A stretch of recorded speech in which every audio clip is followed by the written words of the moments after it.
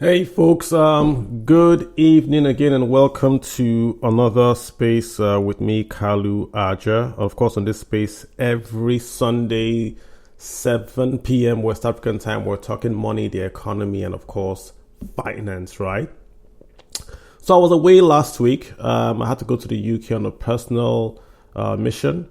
And I must say, I did post a lot of stuff about the UK and I did meet a lot of people. I think on my last day in the UK, I was at Oxford Street, the famous Bond Street and all that. And I did meet about 4 or 5 folks that saw me on Twitter and said, hey, where are you? Want to come see you? And we're able to just meet, talk, just reminisce, have lunch and dinner really on that street. I was there for almost 6 hours, met Prof, met a group of ladies, met a few other guys. So it was very nice that we were, so I was able to meet folks outside Twitter, and I really appreciate it. But I missed you guys, hence we're back. And whilst I was away, there was this topic that I was seeing come up all the time. The president's announcement about the spending that was being done on infrastructure really across Nigeria. This particular announcement he made as regards the airport is not the first one he has done. He's done a lot of announcements as regarding infrastructure spending in Nigeria. But this particular one, I think, sort of tipped the scale in terms of the commentary and the followership. And I think folks were decided to question if there's been a spread of the spending by this particular administration. And I've also been on Twitter talking about this. So I said this would be a good topic for us to talk around when I get back on Sunday. That's what I want to do today. So again, this is a topic where there are no right or wrong answers. It's just going to be really opinion. I'm going to try to lay out the framework, give you the data and the context to the conversation. But it's going to be really your opinion, what you feel. If you feel the government is investing across the board, or if you feel it should do better, or if you feel like some would say that we should focus on the numbers where the activity is, focus on investing there. So I'm just going to give you, again, context and data. If you have your opinion, please request for the mic. I will hand over the mic to you. Keep it short, a minute or two. Give us what you feel, and then we'll learn. So let me give you the context and why I'm bringing in federal character into this. Nigeria has a law called the Federal Character. In my view, this is my opinion, that's the worst law ever in the history of Nigeria. Why? Because that law guarantees spending. The Federal Character law, if I could paraphrase, basically says that whatever you do, you have to do it with the quote unquote, you have to do it as if Nigeria is involved. What that means is this. If you want to appoint ministers, you can't appoint 12 ministers. You can't appoint 6 or 8 or 10 ministers. You must appoint 36 ministers. Why? Because Nigeria has 36 states. So you must run your cabinet and your government in a way that reflects federal character. That's why you see 36 ministers. You can have 12 ministries, but you must always have at the minimum 36 ministers because you have to run your government according to federal character.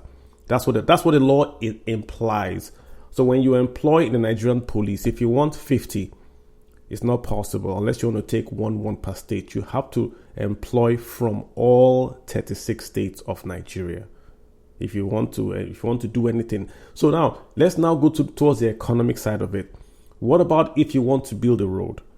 If you stretch that argument, because you must run your administration to reflect the federal character of Nigeria, then that means that if you build a road in the southeast, you must build a road in the southwest because you want to be balanced.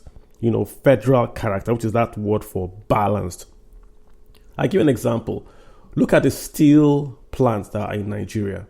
Remember that when we did the steel plants, there were no regions in Nigeria. When we did all the steel plants, there were no regions. We just had states, right? We have a steel plant in Ajaokuta. So that's central, right? We have a steel plant in Katsina. We have a steel plant in Jos. We have a steel plant in Noshogbo. We have a steel plant in Delta. So there's no steel plant in the whole of the southeast. Many reasons, but there's no steel plant in all of the southeast. So there's federal character in the allocation of steel plant, but avoiding the southeast. We have the research institute in the east, but not steel plant. Same with airport. We have the airport in Enugu, the international airport in Enugu. but it's been there. It was an airport, not an international airport. So it was just an airport, not international. But all regions had international airport again, because again you have to spread this thing across Nigeria. But the Southeast, they didn't have international airports. I think 2012, 2013, and all that. Same with trade zones. You had trade zones all over, and the Southeast didn't have a trade zone. But that's Southeast. But when you run the operations of Nigeria, when you look at Nigeria as a whole, when you do things like you do the Petroleum Trust Fund, when you do Sure P, when you do investments across Nigeria, there's always a tendency that you balance out spending, because you want to sort of take that box on federal character. So if you're building a road here, you want to build a road there. Of course, you can't build ports in every part of the country. But again, you get the point I'm making. Let's fast forward to PTF. PTF was all across Nigeria. That was under General Abacha, and Buhari was the guy that ran the PTF. It was all across Nigeria. There were projects all across Nigeria. My school saw PTF projects. I know your school also saw PTF projects across the board, and we all saw that, right? Sure P also all across the federation. We did see buses across the federation, employment, all that. The Tinubu administration doesn't really have a specific fund that has been created for the excess crude that they have saved from removal of subsidy. They don't have a specific fund. They have a fund that Tinubu created. If you look at the very, very first FAC, after the subsidy was created, there was a fund that money was taken from the FAC proceeds and put into that fund. I believe the first one was about 50%, and subsequently we've been taking monies from FAC and put into that fund. Let me give you history. Buhari, when Buhari was the president, Buhari's had something called the Presidential Initiative on Infrastructure, something like that. Essentially, what they did was that they created a fund and they put in the dividends, their independent revenues, maybe dividends from Nigerian liquefied natural gas. They put it into that fund. When they put into that fund, they are able to spend that fund bypassing National Assembly. Why did bypass the National Assembly? Because according to the laws of the Federation, you cannot spend any monies unless National Assembly appropriates it. That's section 8 of the Nigerian Constitution. So when you create a separate fund, in their mind, you are bypassing the need to have National Assembly authorize that spending. That's why they do it. So Buhari had that fund. And that fund was also where we paid in the proceeds of the Abacha loot. A bit of it was paid in there. We also gave a bit of it to Nigerian Sovereign Wealth Fund. And that's where we then took those funds to then do infrastructure, bypassing National Assembly. President Tinubu has supercharged that fund. He has really supercharged that fund. He has created his own fund, right? And that fund has now accumulated, right, in excess. The money is in excess of what is available, right, in the budget. So let's say the budget of Nigeria, let's look at what we're talking about. The airports want to spend about 712 billion. The total allowance, the total budgetary allowance for the Ministry of Aviation and Ministry of Transportation is not up to 700 billion. So that fund alone has got and accumulated more funds than the ministries that are actually in charge of transportation and aviation. So the president has basically taken funds from the removal of subsidies, put in a separate fund, and that separate fund is essentially what he's then using to spend at will without going through the National Assembly. So Buhari did it. Tinubu has simply supercharged it. So the question is that now, if you then come back to this concept of federal character, how should that now operate? First of all, that fund is in itself illegal because you cannot take monies out of tax. You can't take any revenues, whether it's tax revenues, whether it's independent revenues, and spend without the National Assembly authorizing it. You can't. Again, section 80, I'm going to retweet it again for you guys so you can also read it again. I read section 80. If you go to my Twitter feed, I just put it there. You can read all the sections. 81, no money shall be withdrawn from the Consolidated Revenue Fund except it is proscribed National Assembly. No money can be withdrawn. Nothing. You can't spend public money unless National Assembly authorizes you to. So that is pretty clear on that, right? So then when you don't have a separate fund, are you able to take money from that and spend? No. First of all, it's illegal. But number two, let's assume it is legal. Can you then spend that money without going through the issues of federal character? That's not the main question. Can I say, yes, I have a fund, and that fund, I can just spend 80% of that money in the region? That's now the question I want to talk about on the space. Is it possible? The president is spending about 712 billion to renovate just one airport in Lagos. The total budget of the Ministry of Transportation about 256 billion. Ministry of Aviation about 72 billion. Just the aviation ministry alone, if you remove the training schools and all that, just 72 billion. So you can see that we have money in excess in this fund that the president has, which is the name of that fund, if you want to get the exact name, is the Renewed Hope Infrastructure Development Fund, the RHIDF, the Renewed Hope Infrastructure Development Fund. So he has taken money from the removal of fuel subsidies, put into the RHIDF, and then he's now spending the money from the RHIDF at will, however he wants, right? So let me also give you what the RHIDF wants to spend money on, because I've talked about how Nigeria is set up. You can't spend money without the National Assembly. Number two, we have federal character that says that when you do stuff in Nigeria, you have to reflect federal character. So we have those two. We've now come to the RHIDF, the Renewed Hope Infrastructure Development Fund. Now we're now asking the question: can the president spend money from the subsidy funds without going to National Assembly? Number one. And number two, can he do this in any way he wants? Where else are they spending this money on? The Lagos-Calabar Coastal Highway, the money is coming from this RHIDF. That's the 1 billion you hear in dollar borrowing is coming from this fund. Sokoto-Badagry Expressway come from this fund. Lagos-Kano and Eastern Rail Lines also coming from this fund. So it's all coming from a fund that is not going to National Assembly and seems to be weighted towards a particular region. I'll give you more proof on this. And after this, guys, I'm going to stop. So I'll let you guys hop in and give your comments. So if you want to request, just do a request now. Let me give you also the projects that we're doing from this fund. Lagos-Ibadan Expressway, 196 billion from this fund. The 7th Axial Highway, about 1.2 trillion. Murtala Mohammed Airport, 712 billion. Just to fence the Lagos Airport, 50 billion.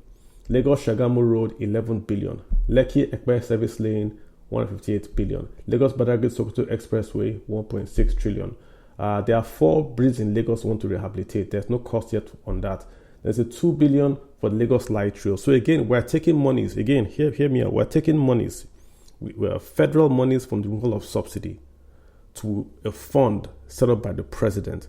Then the president is unilaterally taking that money, the federal money from that purse, and giving it to a state to invest in their light rail. Nothing wrong with that in my view, but other states have light rails. Are you going to do that for other states as well? So this is federal money going to a state project, not appropriated by NAS, nothing. Just it's going to go from the federal to the state. So it's if you just look at the numbers, it seems to be either the project starts from Lagos or terminates in Lagos. On Twitter, we always hear Lagos is crowded, and Lagos is crowded. If you live in Lagos, you know Lagos is crowded. As a matter of fact, if they do nothing in Lagos in the next 10 years, you're not going to be able to move around in Lagos. To go from Lekki to, say, Ikorodu by 4 p.m. is a death sentence, really. The traffic is that thick. So what should you do if you're a CEO and you have 2 projects and you had to invest in one project that the market was there, it's a developed market, you want to go into that market and expand that market? What should you do? Should you go to the developed market, or should you invest monies in developing new markets for you to also grow organically? Or should you do both? You can't argue. If you argue that we should only develop established markets, then no foreign firm will come to Nigeria. ExxonMobil, Ford, Boeing, all those companies are in Nigeria. They don't need the Nigerian market. They have a market in Western Europe, in Asia, but they are here to develop the market, because tomorrow this Nigerian market is going to be big, and then they can transit from the matured market that they have in the West towards the Nigerian market. That's the whole idea.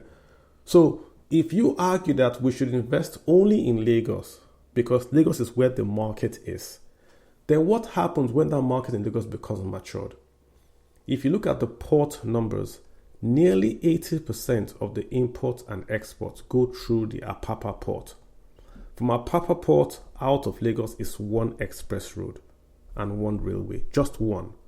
So just look at the national security implications that if that road, whatever happens, if that road is sort of blocked by natural means, maybe so we have a flood or whatever, then 80% of our imports and our exports don't go out. So ignore even the federal character part of it. You are putting all your eggs in one basket. You can't say develop just one part because that's where the market is or that's where the airport traffic is. If you develop other markets and other clusters, then the market does spread out to those other clusters and then you can grow the economy pan-Nigeria globally. It's not a hard concept to grasp, right? To say we were only going to invest in where it's established, I don't think it passes the smell test. It doesn't pass the fact test. It doesn't pass the constitutional test. It doesn't pass the economics business test. No businessman will say, I'm only going to invest in one shop. If I have a shop in Onitsha, have a shop in Lagos, have a shop in Jos, you say, I'm only going to invest in the shop I make my biggest sales and I'm going to ignore the other shops because I make my biggest. What about the other shops? Isn't the idea not to grow your subsidiaries to grow as high as your main one? Okay, like I said, I've spoken a lot. Let me stop here. I know I've got Abdullahi wants to speak, and most of you guys, I can see your DMs already. I know. Let's try to make it. I'm going to be very, very open to hear your opinions. Like nobody's wrong. So let's hear you guys. Abdullahi, how are you doing? Thanks for hopping in here. What's your take on what we're talking about? Infrastructure. The spread. Should we use federal character to do infrastructure, Abdullahi? What do you think?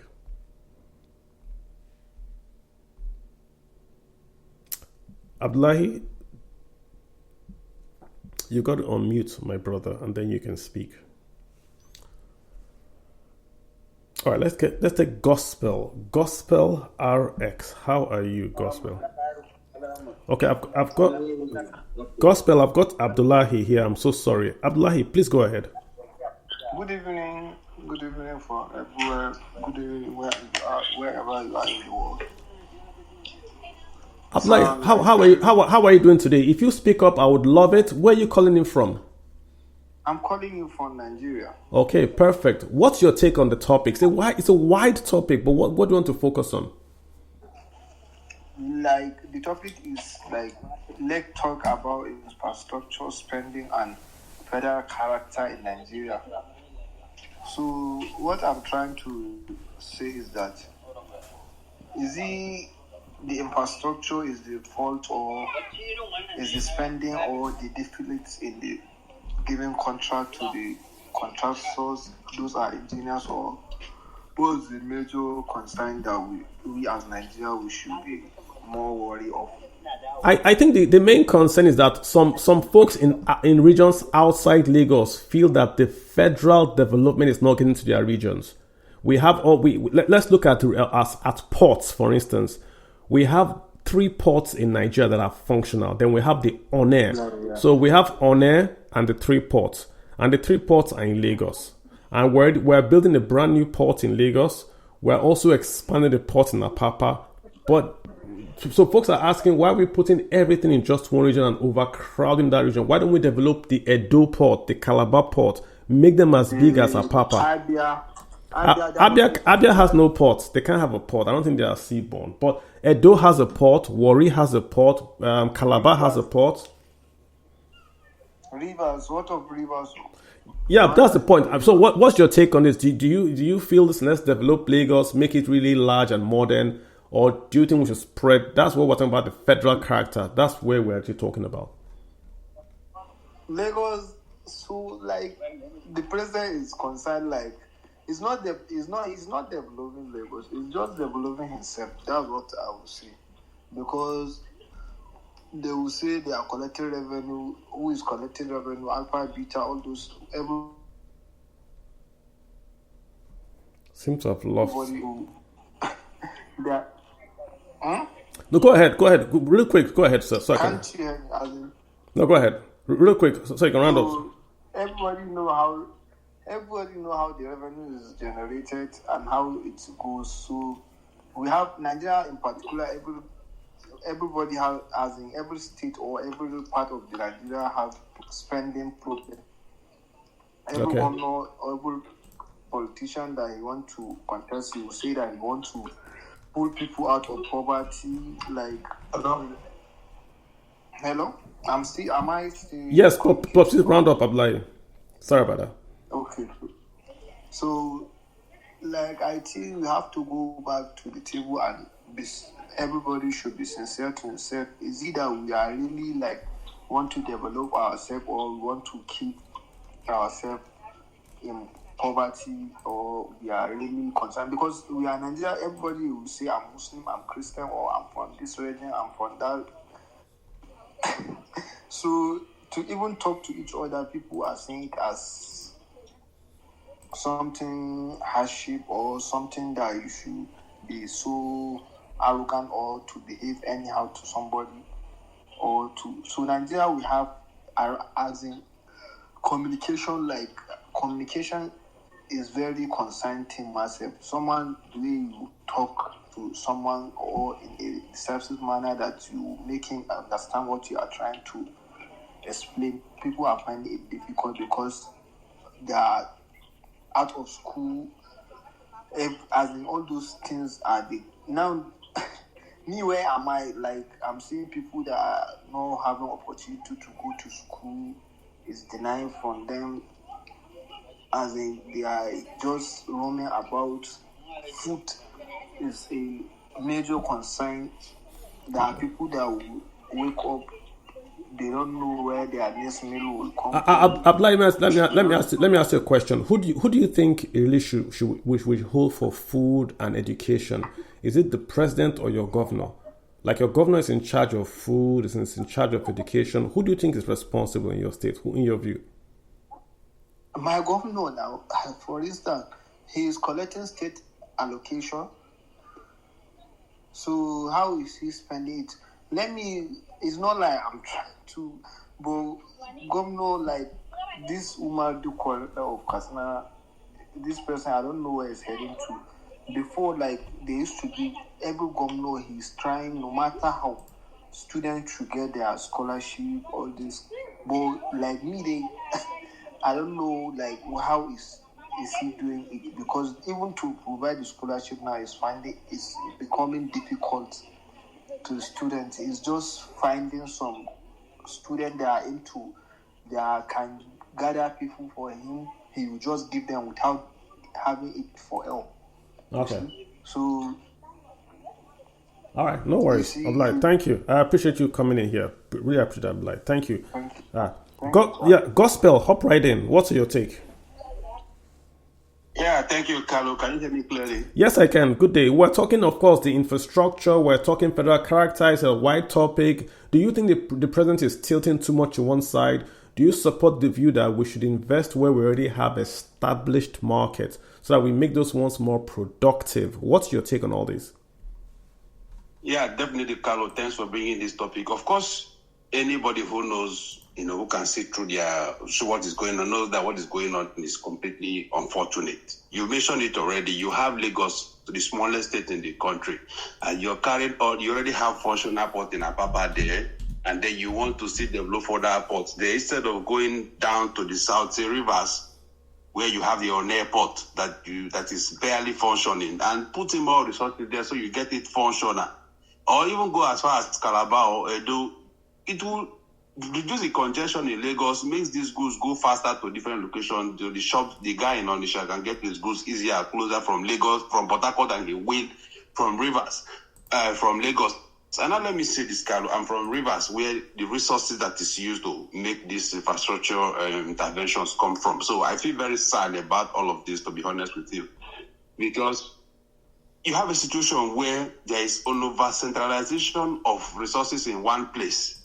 And sometimes some people are thinking and they are wondering, are you sure people do not have an ulterior motive in all of this? What if they are planning for maybe a post, if you like, United Nigeria, after, I hope this does not happen anyway, but I mean, some people are starting to think in that direction as well, because the over-centralization is not good for us at all. You talk about federal character, of course, we've seen, nepotism in full-blood light display, and people are not happy about it. But some people will tell you, for example, I was reading Shehu Sani saying some people did not cry about it, yesterday. Why are they crying about it today? Referring to the Buhari government, and maybe he's talking to some of our brothers from the north. But generally, what is bad is bad. Because if you now say because they did not complain during Buhari, so they should not complain now, how about if tomorrow some guy from the southeast comes in and then he takes everything to the southeast? Is that how we are going to grow a country? If it goes that way, somebody now comes from the northeast and then everybody appointed comes from this region, the country cannot move forward in that kind of situation. And then, Kalu, I wanted to talk on this point before I forget. From your research, have you ever seen a situation in this country? Have you ever happened in this country that the fund is, and the fund is created outside of the normal government channels, that is not administered or oversighted by National Assembly before this renewed hope fund? Is this something that has happened before at any time? Just trying to see if there's any place they pick that playbook from. No, the nearest correlation was when Buhari did the president's infrastructure fund. When President Buhari was fighting with Mr. Saraki, he wanted to borrow 22 billion. The same thing that is happening right now. Just if you go back in history, President Buhari wanted to borrow $22 billion. The National Assembly said no. So what they did was to take the dividends from the Nigerian Liquefied Natural Gas, which were paid in dollars, plus other independent revenues, and they put it in a particular fund. They then used that particular fund to spend, bypass the National Assembly. That's what the same template that President Tinubu is doing. He's just basically maximized it on steroids. So you can see the amount of money in there is enormous, that it has more money than the budget. It's crazy. Yeah, that's where we are. I don't know, man. I read about it and I'm just starting to wonder. I mean, what kind of country? It just looks like this country is a complete banana republic, because what we are seeing are things that is something you watch in a movie and you think maybe can never happen. Because how can you have more funds, like you said, in a system that nobody checks, nobody knows how it is spent? We now have a situation in this country where, for example, now big contracts that are, projects that are worth trillions of dollars, a naira if you like, and nobody knows who is bidding for what through this contract, the processes it goes through. Just wake up one morning and hear that the contract has been awarded, and it goes to one particular company, one particular guy. Nigerians should be very worried about it. For me, I'm quite worried. Nigeria is this kind of, a lot goes on in this country, and you don't even know if you want to really continue to talk about it, or you just want to, remove your mind from it. Because if you think about it so much, for me, sometimes it gets me really, really, really. So just to be clear, I know you said that from Rivers, you would prefer they spread it, or because the argument I'll come back to you to say Rivers has Onair, right? And the government I know is investing in Onair. We have the 3 in Lagos, and they're already the biggest 3 in Lagos. So just to be clear, those 3 in Lagos, are you saying we should invest in Onair and Lagos, or invest in Onair and leave Lagos, or do new ones? Where would you think? Where would you fall? I think we should spread our hands further to the other parts of the country, because if you look at it, even though you do not invest so much in the current ports in Lagos, you open a port in Port Harcourt, you open a port in Edo, you open a port in Calabar, inland seaports, and maybe you go somewhere in the north and open a dry port, it's going to reduce the pressure the one in Lagos fits. So the infrastructure there may be able to cope if it has assistance from sister ports from other parts of the country. It's also going to make ferrying goods to the southern part of Nigeria easier. It's also going to save our roads from the excessive movement of large trucks on the road, destroying the road, and making the place not fit for purpose for smaller travelers on the road. Right. And Carl, I wanted to talk about it before I hang, please. Can you wrap your head? I know some people recently have started praising the Lagos Calabar way. Somebody was saying, if you've been on that road before, you will continue to pray for Tinubu because it's the congested movement of going to his own office within Lagos axis. But I know today, Carlo, that there is no good road from Lagos to Abuja. You cannot go on any good road. I'm talking about good road by Nigerian standard. You cannot travel on any good road from Lagos to Abuja, the commercial capital and the national capital. There is no good road between Lagos to Port Harcourt or Port Harcourt to Abuja. None. You cannot pass, if you're going from Abuja to Port Harcourt, you cannot pass from Edo. You cannot pass Delta and Edo in a good road. There's no good road. You cannot pass Kogi and Benue and Enugu. The roads are not good as we speak today. These are one of the three most important, city centers in Nigeria. No good road. You cannot travel on these roads. I'm not even talking about the insecurity as well. I'm just talking about the quality of the road. Can you wrap your head? Is there any way you can justify leaving, putting these three roads I mentioned, Lagos to Lagos to Abuja, Abuja to Port Harcourt, and even Port Harcourt to Lagos via the East-West Road is also not passable, I'm aware, because my community is along that axis. Is there any justification in your mind why attention should not be paid on building a proper road from Lagos to Abuja and Abuja to Port Harcourt or Port Harcourt to Lagos, and then channeling trillions of Nigeria to open up Lagos to Calabar? Can you justify? Is there any way it makes sense to you? I would like to hear. Thank you. Well, look at it this way, right? So the most important economic corridors in Nigeria is the east to west trade route, and the British did not build anything east to west. The British built north to south because they were exporting. So you have Kano to Lagos railway, you have Maiduguri to Port Harcourt railway. They were exporting everything out to the port. They were not interested in intra-trade of Nigeria. But if you connect the east to the west, your trade and your GDP goes up, because now you're connecting the economic belts in that southern area, the ports where there's a lot of commerce. That's why we have what's called the east to west road. It's one of the longest projects we've had in Nigeria to connect the Lagos ports to the ports of Edo, Warri, ultimately Calabar, with then spurs to the eastern states. It's one of the longest projects Nigeria has done. It's not been completed.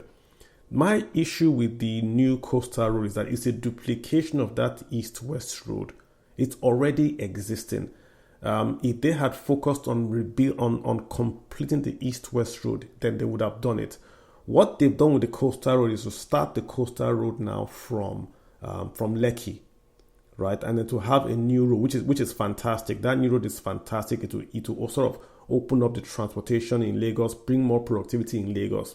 It will go from Lagos all the way to Ogun State. That project on its own, you can't fault it. It helps productivity in the state of Lagos.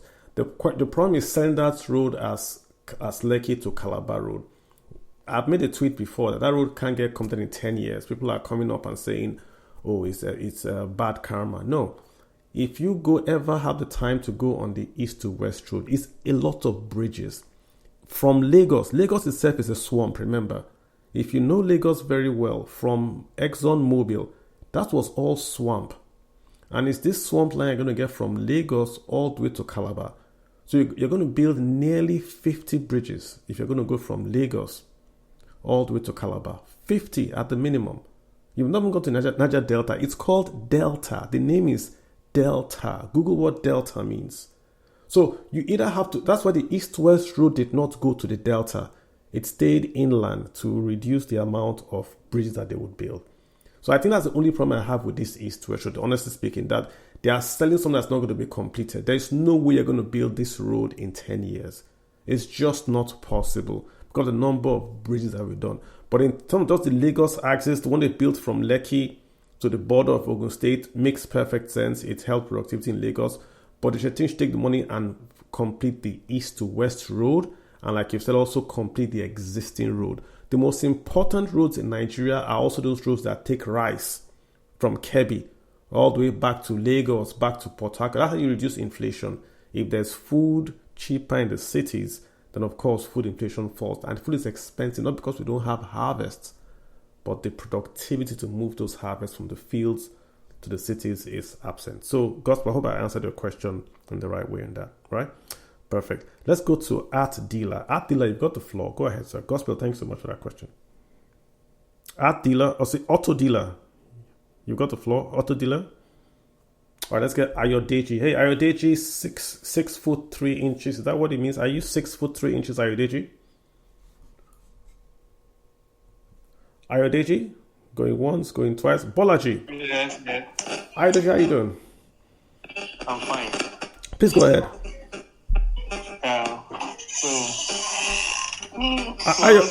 Ayo, fix your audio. Fix your audio, then don't give me a thumbs up. I'll add you back. Fix your audio, then give me a thumbs up. I'll add you back. Bolaji, please go ahead. Bolaji. Okay, hello. Can you hear me clearly? Yes, I can, sir. Go ahead. Okay. Thank you for hosting this space. This is a very interesting topic. Yeah. Well, I will like to, because personally for me, I'm a kind of person I like to handle issue from the from think critically about an issue, then kind of handle it from the roots. I think we have a fundamental problem in Nigeria, which is actually causing a big issue for us. Although it's a political issue, and I don't know how we can go about it, but I believe that until we are able to sort out things like that, we might not able to get out of the quagmire that we are. For example, our political system is actually what actually brought up this kind of issues that we're having. For example, like the federal character issue that we, if you want to have an efficient system, you should not be having. There's a problem from my end or from your end, Carlo. I can't seem to hear anything. I can hear him. But you can't hear him, Bolaji. No, I can't. You cannot. Can't hear him. Let me ask somebody else. Onana, can you hear Bolaji? Just asking. So Onana, can you hear Bolaji? Can anybody else hear Bolaji? Yes, I can hear him. Hello. Okay, can you hear me? Yeah. So Okay. Gospel, Yes, Gospel, go out and come back in. I guess it's just you. If you log out and come back in, you should be able to hear him. Bolaji, go ahead. Okay, so as I was saying, when you have a system that is not efficient, so it creates a kind of little symptoms that you are going to be dealing with, and eventually the overall productivity will not be there. So because we have a system that thinks that to solve a particular problem, you need to create another way of fixing it, which, for example, is like you are trying to fix a problem in Nigeria. This federal character idea is a way we are trying to balance out, okay, this region is not having so much. Let us try to package ourselves and spread this thing out. Or if you look, for example, I'll give an example of a private company. If you have a private company, as a business owner, you are expecting maximum performance from all your departments. You are not thinking of using your human resources to cover up the inefficiency of the production department. That's why we have issues that we have to look at. So we need to design this. We need to look at the problem in Nigeria from the root. This federal character issue is what is causing lopsided appointment here and there, and it's not bringing unity. And wherever you don't have unity, you are not going to make a progress. Yeah, but specific to projects, we're not talking about maybe the employment. Okay. Like, Okay. is it okay? Is it okay for the president to spend monies far? Look at this point. The Ministry of Aviation's budget. If you add that to the Ministry of Transportation's budget, it is not up to what the president is spending on just one airport.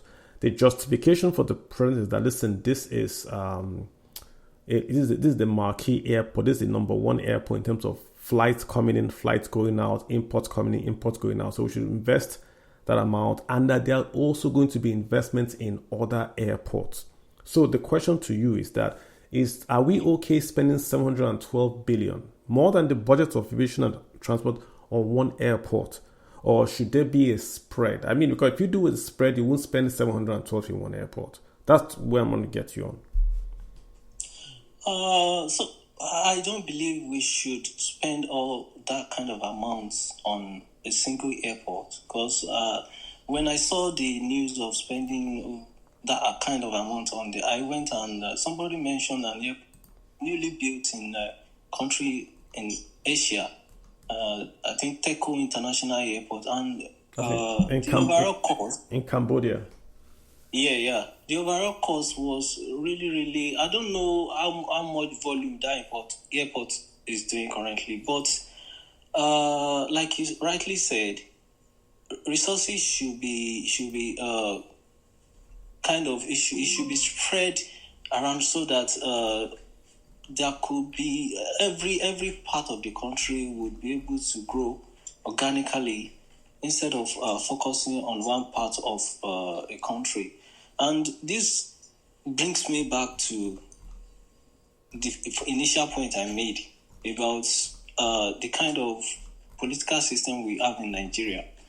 And what it's always, when Buhari was in government, Buhari was like, it looks to a part of the country like, okay, Buhari is doing things for himself and his people, is doing it for the northern people. We've had a system, Nigeria has been in existence from 1960. If we look at whether the democratic government or military government, it has always been like, okay, whoever is in position would focus on one area. For example, all the military guys, they located most of the infrastructure of the country in the north. I'm talking about the defense and the security infrastructures.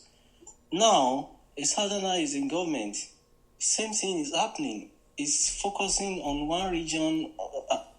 It may not be one region, but it's always been on one region. So it's like you said, it's not supposed to be, and I agree with you that it's not supposed to be. But we saying that it's not supposed to be, I don't believe it's going to sort anything, because the fundamental issue is always going to be there. I believe that if we have anybody from any part of the country again now, that person will likely, even if that person doesn't want to do it, the people surrounding him will probably give him that idea. That's a good point you're raising, that the next guy that's going to come to Nigeria will simply pass a budget of 10 naira and then put the whole budget in a fund that he would control. Yeah, it looks like a pattern now. Looks like a pattern, and it's generating a lot of distrust around us. And like a speaker that spoke before me said that, okay, he mentioned one line of thought, and I don't know if it could be right or wrong, but he said that, okay, we don't even know what these guys are planning. Maybe they are planning to get out of Nigeria. That's why they are doing all these things. You see, it's already generating a kind of distrust in the entire federation. Interesting. His question is right. Is actually right to ask that kind of question. But now, imagine somebody from another region gets into power. There will be, even if in his mind he doesn't want to do that kind of thing, that will be the suggestion that will be presented to him, and advice that will be given to him. That's what he will be thinking. Oh, okay, let me do this for my people. Understood. So, I appreciate that.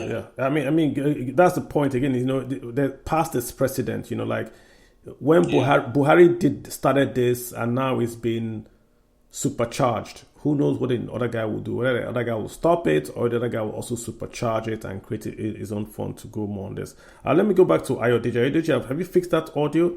Let's have you in, Ayodeji. Go ahead. Yeah, can you hear me now? Good evening. I can, sir. Go ahead. Sir Carlo. Good evening, everyone. My name is Michael Ayodeji. So, regarding the topic, and I'm talking about infrastructure spending and federal character. So, I won't say there's bias. There is an aspect of bias, like the amount of investment going to the southwest region. But considering what I've read online, because I normally follow news to date on the loan the presidency gets from, I don't know where they get the loan from, but I think from different banks, from all banks and all those things. So, and I think the Southeast was able to get 3 billion for the railway. I don't know if that is true, but I saw something like that. And I saw, because I was just following the way they wanted to spend the money, but at least more of the money was concentrated in the southwest region. Yeah, it's a lot of it is. So let me give you what I do. One I did my own research on. The renewed hope Infrastructure Development Fund. There are about 5 projects here. The Lagos Airport, 712 billion. They are doing other airports, but this is the one they have announced that they want to do, 712. That has been approved by the Federal Executive Council. They have the Lagos to Calabar Coastal Highway, again, southwest. The Sokoto to Badagry Expressway, again, southwest. The Lagos to Kano Railway, and of course the Eastern Railway. That's what you're referring to. So there's going to be the Eastern Railway. There's also going to be the Lagos to Kano Railway. So it's just my calculation. I'm looking at about 70-30. And the 70 is not southwest, it's Lagos. Again, if you add the 2 billion, I think it's a 2 billion that is going to go to the light rail in Lagos. So there's a 2 billion, this is dollars, not naira. $2 billion, about 3.2 trillion for the Lagos light rail. I assume Lagos light rail was funded by the Lagos government all this while. But then I'm going to get a bailout from the federal government they should, because that rail, of course, it improves productivity in Lagos. Lagos is the commercial capital of Nigeria. So I get the economic side of it. I'm not against it. I am saying do the same in other regions. The same place you got 2 billion for Lagos light rail, you can also get the same 1 billion for a light rail in Port Harcourt, or you complete the light rail in Abuja. That's my point. I'm not for cancel this one. I'm saying if we can get the money to do all this in one state, then we have the money to do it in other states. So I know that's the data I have. Yeah. Okay. I get. Makes sense for you? It makes sense. Perfect. It makes sense. Absolutely. All right. And one more thing, and considering the ports and the deep sea ports. Yeah. But I'm thinking that a state can also collectively, and maybe a region can collectively do it. Then maybe the federal government can push it. Maybe when the state government and the governors maybe of a particular region put hands together, the federal government can look into it and push that. You are correct. You are very correct. The Lagos Deep Sea Port is a private sector port by private sector guys. Indorama, the guys that do the Indomie noodles and all that, they're the ones that own that port. But they partnered with Lagos State. So Lagos State has 20% equity in that port. But it's a private sector port. Then, of course, because Nigerian government is the one ultimately that owns ports, NP is also there. So it's a federal, state, and private sector. Akwa Ibom is also doing a deep sea port. And Akwa Ibom has the money to build that deep sea port. So you wonder how Akwa Ibom has not been able to fast track their own deep sea port. You can't blame Lagos. They've managed to fast track their port before Tinubu became president and build it. So the states that have natural, I think it's Akwa Ibom is the Abak or so deep sea port. It's a natural harbor. They have the money, obviously. So you want to ask why they are not, focusing on getting that deep sea port off the ground, IDG. But good point there. Let me get Onana. IDG, thank you so much. Onana, you've got the floor, Onana. Onana? Okay. How you doing? Can you hear me? I can hear you, yes. Good evening, everyone. This has been a very wonderful space. I love how you introduce everything. I want to say it's good now. I just say that I want to say there's this thing that in the Bible. Oh no, you gotta fix your audio. People that Oh no, you gotta fix your audio. Oh no, fix that audio. Come back to me with your hands up, right? Let's do Chuka facts. Go ahead. Oh no, when you fix that audio, just give me a hands up. I'll add you back. Chuka, go ahead. Yeah, Nigeria frustrates me sometimes. And sometimes I'm thinking, is this by design? Is this geopolitical actors at play? Because why in the hell are we spending money on refurbishing a damn airport when we don't have power? I don't care about anything else in this country. I don't know why everyone gaslights us and makes it seem like us Nigerians, we don't have a brain. If we want to be an industrialized first world nation, we need power. We don't need generators. We can blame state governments. We can do whatever we want to do. but we need help with distribution. We need help with transmission. It's almost as if we've given up on the power sector. It's weird. Like, we need roads and power. If I'm president, I will not do anything outside of power and roads. Not an airport, not an auditorium, not creating a presidential library, nothing else matters in Nigeria outside of creating power. And I have to just think to myself, is there some kind of conspiracy going on? Because the same 5,000 megawatts we've been dragging since I was born is what we're dealing with in 2025. And I guess nobody talks about it. We just talk about GMOs, talk about all this other nonsense. When we don't have light and we have 200 plus million people, so I don't know what has to happen. I don't know why we are not allowed to generate more power and distribute more power than what we have now. I don't know why no state governments. It almost feels like whenever Tinubu transferred the right to generate power to the states, it's almost as if he was gaslighting us and saying, we're actually never going to try to fix power ever. I don't hear any update on this Siemens thing that's taking decades upon decades to complete. I don't see or hear about any improvement on the power sector. That's the only infrastructure that matters. Nothing else matters. Yeah, but Chuka, the multiples, the economic multiples that can be derived from improving our power generation, it's obvious that our whole brain capacity and our whole infrastructure budget should be focused on generating power, because that has the greatest multiples to grow our economy. Okay, nobody talks about it. Chuka, just the comeback is going to be that we can chew gum and walk at the same time. We can do power. I don't think we can't. We can't chew gum. We cannot. We can't chew gum and walk. Sorry to cut you off, Joe Space. Sorry. I'm a little passionate. We haven't proven that we can do that. Let's start by chewing gum. We struggle with chew gum, we bite our tongue, we start bleeding, we cry. Sometimes we chew gum, we bite our lip. And then sometimes we try to chew gum and walk, we're tripping over ourselves. Basic things we can't do. In fact, forget chewing gum. Can we just walk? I hear you. You can't even walk here. You're talking about riding a bike. Which bike can we go?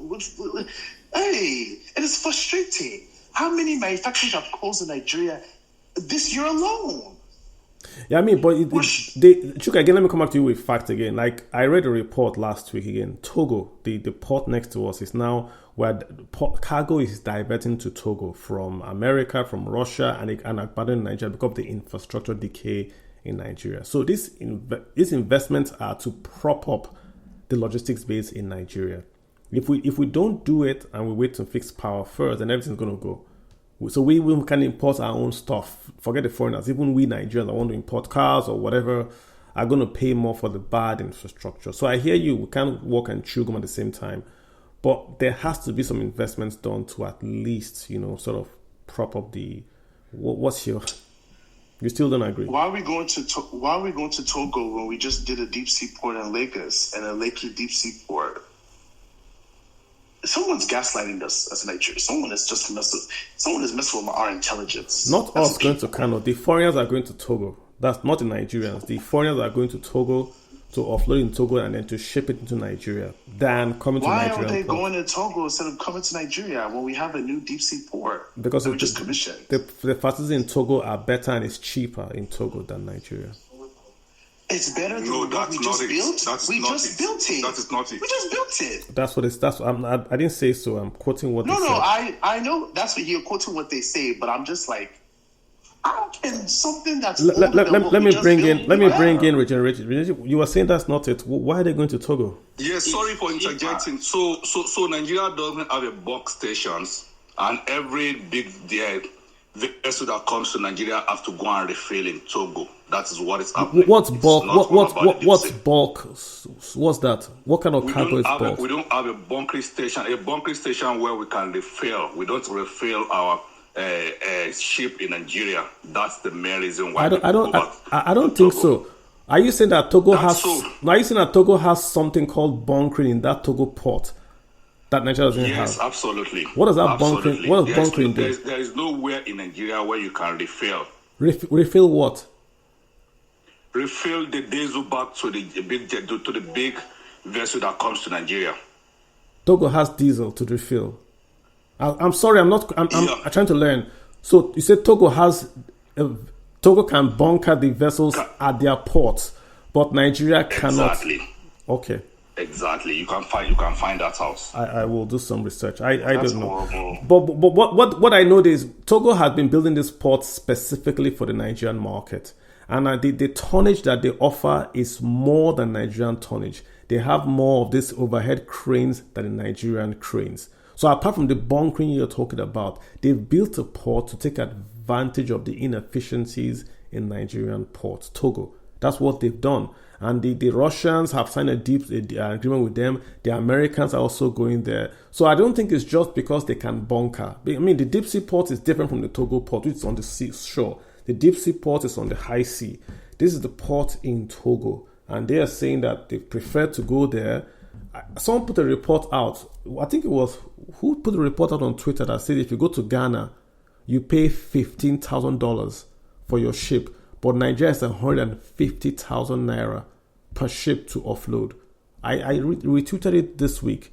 So why would anyone come to Nigeria and pay 150,000 naira when you can go to Ghana, offload, and then just hire 911 truck and move it to Nigeria under the African Continental Free Trade Agreement? So we're also expensive. Same thing with our airport. If you land in our airport, you pay more for landing charges than if you land in, say, Ghana, Benin, or Togo and all that. So it seems like we're pricing ourselves out of the markets. Do you have any take on that, or you think it's just the bulk? Are we not just pricing ourselves out as well?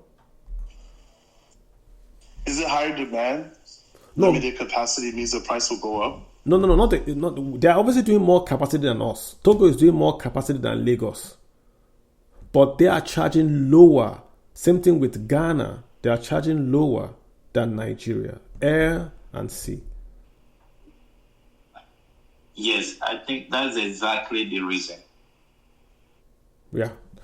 All right, so let's move on. Well, I do thank you. So, where is he? Did he drop off? Generally, what was your? Did you want to have a comment apart from you? I know you came in, but do you have a comment to make?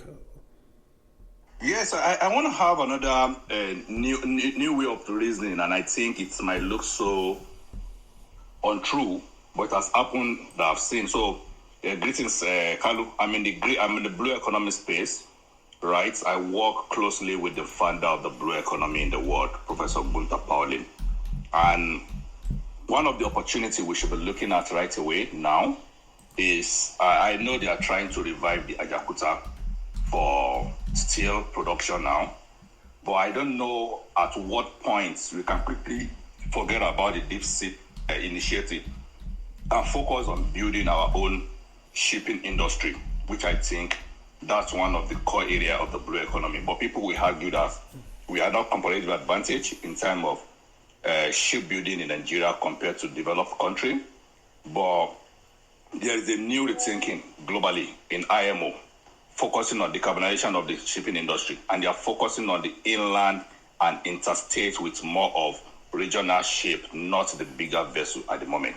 So how do we decarbonize that? We are not focusing on the battery or lithium or whatever ship, but using hydrogen, which I think we have comparative advantage of most of our 10,000 kilometer waterway. Do we have a carbon issue? Hold up. In Africa? How much do we contribute to carbon emissions? These people are trying to these people are, but what I'm saying is how much do we Chuka, let him I'm coming there. I'm coming there. So basically, when you look at the opportunity of the hydrogen, it might look at it when I started my submission, it might look like that, it looks untrue, right, or unreal, but it's the reality of countries moving into that. I will talk about the climate change, but let's talk about the opportunities that we have here and focusing on Nigeria in terms of what do we need to do next. So imagine us unlocking our inland water transportations. It talks about carrying 91 from Togo, pass through wherever you want to pass through because of filtration. But I can tell you from Togo to Lagos, it is less than 1 hour, 30 minutes by water. So how do we look into that? From Lagos to Ondo, it's less than 2 hours on top of water. So how do we unlock all those opportunities, right? Forget about the dredging. There are low draft vessels that can carry passenger and goods of 1.4 drafts right away that people have been started building. So if you focus on reviving the Ajakuta and focusing on making more of carbon fiber, which we have most of 90% of the resources of making carbon fiber, which makes it more competitive advantage, we can unlock the inland and start picking goods from the bigger vessel and distribute that. And what's that's going to happen? You're going to have more opportunity coming in some inland ports, and we are going to have more jetties. When you have more jetties and you focus on the hydrogen, you have new energies that we are talking about infrastructure. Germany is developing 5 megawatts of hydrogen for different countries. There's nothing stopping us from having a concession of partnership with Germany. Look at the strategic place in the Niger Delta that have more of a seawater, and you put your hydrogen of 5 megawatts there, and you can ship it with your own national ship, whatever, or people can come and invest in that kind of industry. That is the other way to go. But making at it from the other perspective of we want to start working on deep sea in all this area. It's not competitive advantage for bigger vessels to come to Nigeria for us. I think you raise a great point there. You're basically saying, listen, instead of us chasing the deep sea that is capital intensive, big, we can do more of the inland barges. We're saying we have in Germany, in Düsseldorf, where we get those barges, move the containers into Ogun, into Warri, into Onitsha. On those barges, we're able to develop more inland ports than focusing at taking $1 billion to do a deep sea port or taking $100 million to do 20 inland port. I think it's a great idea you bring up. And again, so I think I like that. Thanks for that suggestion. Also, I did look up the Togo bunkering, and you're right. It says in Togo, they are able to refuel these big ships at sea. Togo can do that. Nigeria cannot. Nigeria is amazing. So why are we the giant of anything? If Togo is able to refuel ships at sea, so Nigerian ships go to Togo to get refueled, we don't have it? I'm amazed. And Nigeria is working to become a hub. So we're trying to set up our own MAPPRO, which is Marine Petroleum Product Retail Operations. Why don't we have this? We have crude oil, we have NNPC. Why don't we have this bunkering? Why is Togo with no crude oil having bunkering and we don't? Do you have any idea? Regenerative, why?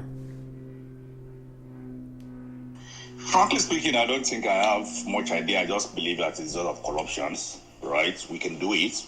We are not just intentional in terms of having a visionary people.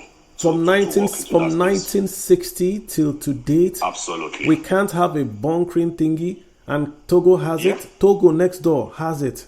We don't have it. It doesn't strike anyone as weird. I mean, just Google it. Just put. I'll share it. Let me share it on Twitter. I mean, it doesn't make any sense to me. Maybe I need to do more work on this. But why would they have it and we don't have it? And they don't even have crude oil. Makes no sense. But I think I have an idea why they have it. Why? Share, please.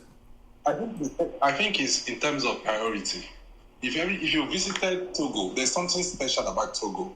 I visited Togo sometime last year. If you visit Togo, you discover that in Togo, most of the roads, the street roads are tarred. Most of the roads are tarred. The major roads are tarred, but the street roads are not tarred. Anyone who has visited Togo can attest to what I'm saying. The major roads are tarred, but all the street roads in Lomé, the capital of Togo, are not tarred. Telling you that this will put priority above every other thing, unlike Nigeria. Interesting. I mean, it's interesting. It's interesting, though. Yeah, I'm just. All the major roads are tarred. If you go to the hospital, I was opportunity to use one of their public health care. I discovered that if you get there, everything you see there are basic things. From furnitures, the furnitures we use back then in the 80s in Nigeria, those wooden furnitures, that is what doctors use. But the services you get there, you can compare with any. I think you can compare with any service you find anywhere in the world. So these people put priority above every other thing. And that is the problem we have in Nigeria. The question we should ask ourselves, do we want to be an industrialized nation or we just want to play to the gallery? Because we want to be an industrialized nation, there are things we need to address. There are basic things we need to address. The way we spend for infrastructure and the way we go about it is not the way we should go about it. It doesn't matter who is the president. Because if you look at in 2014, when Goodluck was the president, most of the key infrastructure he invested in, they were not driven by economic models. And Buhari came, repeated the same thing, and Tinubu is doing the same thing. For those who know the train that connects Abuja to Kaduna, that project, it was funded by a loan. But if you look at it, the economy that thing brings to Nigeria is little or nothing. It's little or nothing. If we really want to do a trade, we should run train lines to where they really matter, where they will help boost the GDP. If we want to build airports, the airports we have in Rude are enough. Because I remember when I used even the same airport in Lome. If you visit that airport in Lome, I think the airport you compare to Nigeria with maybe anybody who has used that of Akwa Ibom, you can compare what you have in Lome with what you have in Akwa Ibom. But it's still functioning. Even the same seaports they have in Lome, Nigerians will have a priority problem. Our leaders don't invest in key things that can stimulate the economy. We throw money away. We have a spending problem. I mean, I hear you. I mean, if you look at the rails, I always tell people that the rails you see today were built by the British. The rail lines today you see today from Lagos to Karanamuda, Kano, Kafanchan, then Maiduguri, back to Imo, then back to Port Harcourt, were built by the British. Nigeria has built the Abuja to Kaduna standard gauge, and then we built the Itakbe to Iwari standard gauge, and the Lagos to Ibadan standard gauge. The Itakbe to Iwari standard gauge is a bridge or a rail to nowhere. It doesn't connect to any rail network in Nigeria.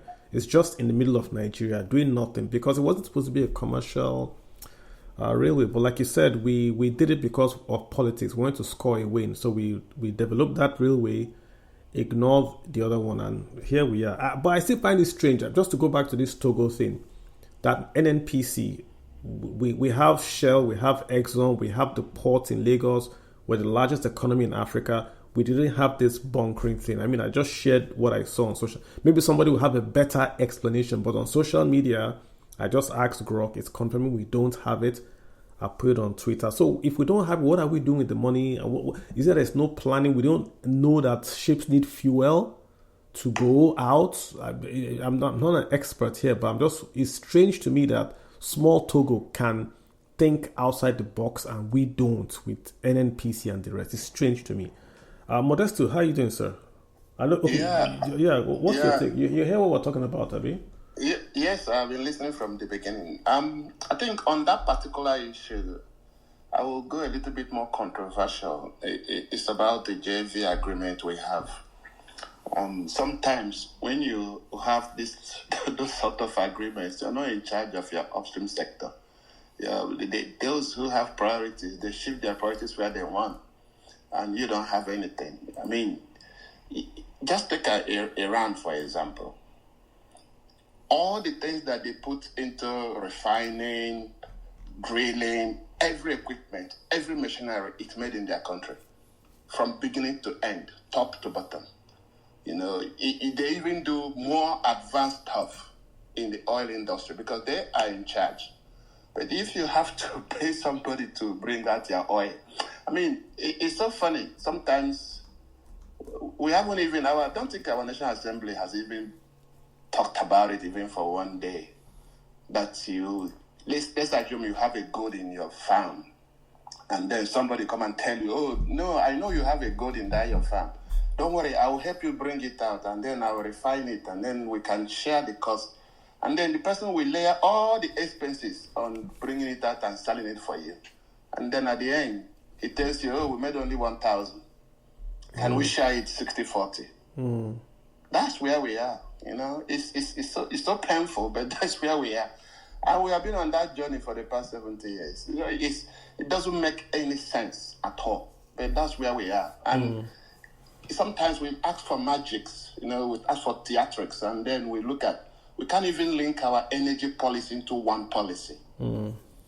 All these things we're talking about is supposed to be one policy, one energy policy. That's what it is. But we can't do that. And you see, the Togo people know that they rely on Nigeria. They don't have any market. They know. And then they look for loopholes into our system, and then they plug into it so that they can sustain themselves as a country, as a viable country. When you see America say we want to bat our ship in Togo, what does it tell you? And the problem is that our people are sitting down there in Abuja shouting on our mandate we shall stand. None of them is thinking about that humiliation. That somebody tells you, that I'm going to go to Little Togo because you cannot do this. I mean, isn't bunking just putting fuel in a ship? I mean, it's a big word, but it's just putting fuel in a ship. It doesn't even. I'm looking at the symbolism and the principles. It's not even the issue of that. It's you can't even bring yourself to understand it. That is what it is. That Little Togo can hold a national security issue against us, because it makes no perfect sense. It makes no sense at all. That even if we need to import some ammunition or anything, you need to go to Togo first. Oh, wow. Before it comes here. So you can link into almost all aspects of our national existence. And the issue is that if not for this space now that people are looking at it and talking about it, you will never hear that in a national discourse. The discourse we have all the time is things where people have left. And we are scratching the barrel, Let me take you back to the topic of today, right? I don't know if you've been following the news, how we're with a lot of announcements. It's not just the 712 for Lagos Airport. We've been having announcements for a long time. The ports in Lagos have been renovated. The airport is being renovated. The roads are being renovated. Everything seems to be happening in Lagos. Even the CBN has had an issue with retiring workers, hiring new workers out of their. So there's a predominance of should we say, discussion that the administration today is tilted not just to the southwest, specifically to Lagos, at the detriment of the other regions. What's your take on this? Is there a tilt? Should there be a tilt? What's your take? Yeah, my take is the first or the second speaker did talk about the politicization of everything. We politicize economic problems, and because whenever you add politics to it, it never gets solved. If the governor in Rivers State understands the resources, the multiply effect of that on airport, and what it will do to the economy of the state, and how it will have a multiplier effect. The last time I checked, the Chinese were the ones fishing in our waters around the cold bight of Biafra. We don't even have one fishing trawler. That's how bad it is. We can't even, somebody talked about the blue economy here, which is good. But the issue is that I don't think, some people have said, for me, I believe in new ideas. Let me go back to the issue of federal character. The federal character thing was put there by the founding, the initial people who looked at the Constitution to say, well, how do we balance development across all regions? How do we enshrine a kind of fairness so that people will feel the equity to be part owners of their destiny, so that people across all religion and across all cities will have that buy-in into the national development? Because they realize that if that is not done, there will be disincentive, because there will be gross inequity, and there will be gross, probably this is what I'm looking for, the disparity between, that is, the disparities in terms of access to resources between all the tribes will be skewed to the major tribes. So that was built in so that it will reflect the states, each of the states, and mainly because if you reflect each of the states, you reflect all the tribes, to make sure that people have a buy-in into that national development and the patriotism that we are looking for. But you can see that over the years, if you come from the minorities, it's like you're being ignored. You don't have a voice. Until election time comes, somebody will say, we need to go to Benue. And then they come to one very big party event and they announce one thing, and then that's all that they look for them. and then they look into, like, it's good that you're talking about this from the infrastructure point of view. If you go to it to the political point of view, everybody will be on their own, because it is what brings national development. It is what brings national unity. It is what brings that issue that where everybody we feel that they belong. But if it is skewed, like now, the North are using it against the Igbo. They say, oh, we don't have this, we don't have that. And then he's running up and down, trying to have meetings with I saw the one on yesterday on the Punch, that the Secretary to the State Government, to the National Government, is having a meetings with Northern lawmakers, both past and present, just to let them know that, look, we are not ignoring you. The question is he going to have the same meeting with people from the South? No. Is he going to have the same meeting with people from the North Central? No. Because they feel that they don't have any political weight. They don't need them. It's the case of, okay, who do we need to survive the next election? It's all about Modesta, I made a tweet a long time ago, and I said that if you ever want any project, this is your year to get it. If you are in the North and you want any project today, you get it now. And it's because the man is... The main thing that I think President Tinubu has gotten a bit wrong, in my view, is that this politics he made it too early. Obasanjo's first term, if you go back to Obasanjo's first term, he didn't get a lot done in his first term because he was playing this, he was put in there by the PDP in 1999. He had his Minister of Finance was some geriatric guy, nothing really major was going on. He was just going along the ropes. His second term is when he caught fire and, he tried to, hey, let us get these things done. Let us build it. He passed all this pension reform, GSM, everything in second term, and he realized he had no time. By his 8 years, he wanted a third term. I hope it's not going to happen to President Tinubu, where he spent his 1 year allowing ministers that have no business being ministers to remain in office, and then he realizes in his fourth year or in his sixth year that, listen, I need more time. Because it's almost like the man wants to work and he just has some ministers that are just doing nothing. Who is the Minister of Agriculture? Just doing nothing, So in a way, sometimes I feel for the guy, but it's almost like there's too much politics in the why now? Why are we having all these things now? Every second term, why are we inviting people to, it's almost like everything now is politics. Why we're not focusing on it? If we're only talking about infrastructure, it's even okay. But everything is just second, I don't know. Yeah, that is one of the things. Yeah, let me round up so that other people can have it. I think the only thing I can say in it is largely many people have. I will probably let me urge Nigerians that are here, because there are 254 of them here. We have a country to be. We have no other country. Our brother here have laid out the vision for something that maybe if you're here and you have the ear of any politician, just let them know that there is a blue economy. There is another way of doing stuff. Yeah, I like this presentation, yeah. There is another way you can look at it. I prefer economic independence. Some people will say, oh, look, when our people, if you listen to them both on Twitter and TikTok, they talk about all these other countries. Indonesia has 207-something million people. A primary school teacher's salary in Indonesia is $1,200 in US dollars. That is, they have 270-something million people. It's not that it cannot be done. We cannot pretend as if we are unique in this global space, that our problems are unique, that our solutions are not there. We can't even have them. We can have all these things. We can just, let's find out what people are doing. How did they do it? How did they do it? Do they have energy independence? How do we have our own energy independence? Do they want education from all their loved ones, all their young ones? How do we do that? We do that. We do the same. The elderly ones, do they have pension? How do they do it? We copy. There's nothing wrong in copying policies. That's what countries do. But sometimes our own discourse is like we are on our own. Oh, we were colonized by the British. Everybody goes there. Oh, we have a wrong constitution. Everybody focus on that.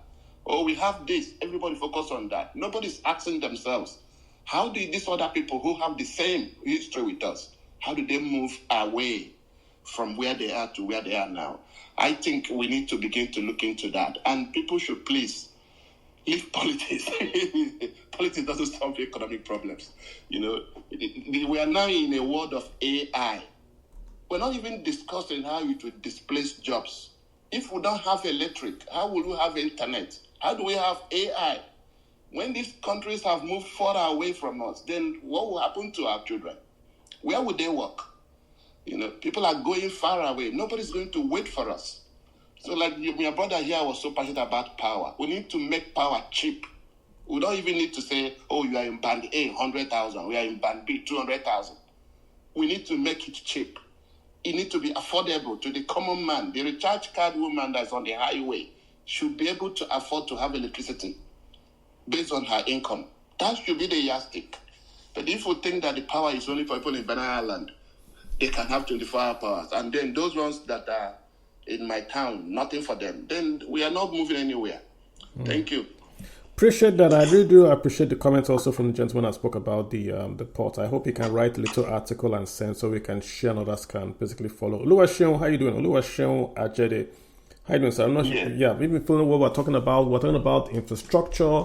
We're saying should it be based in terms of federal character?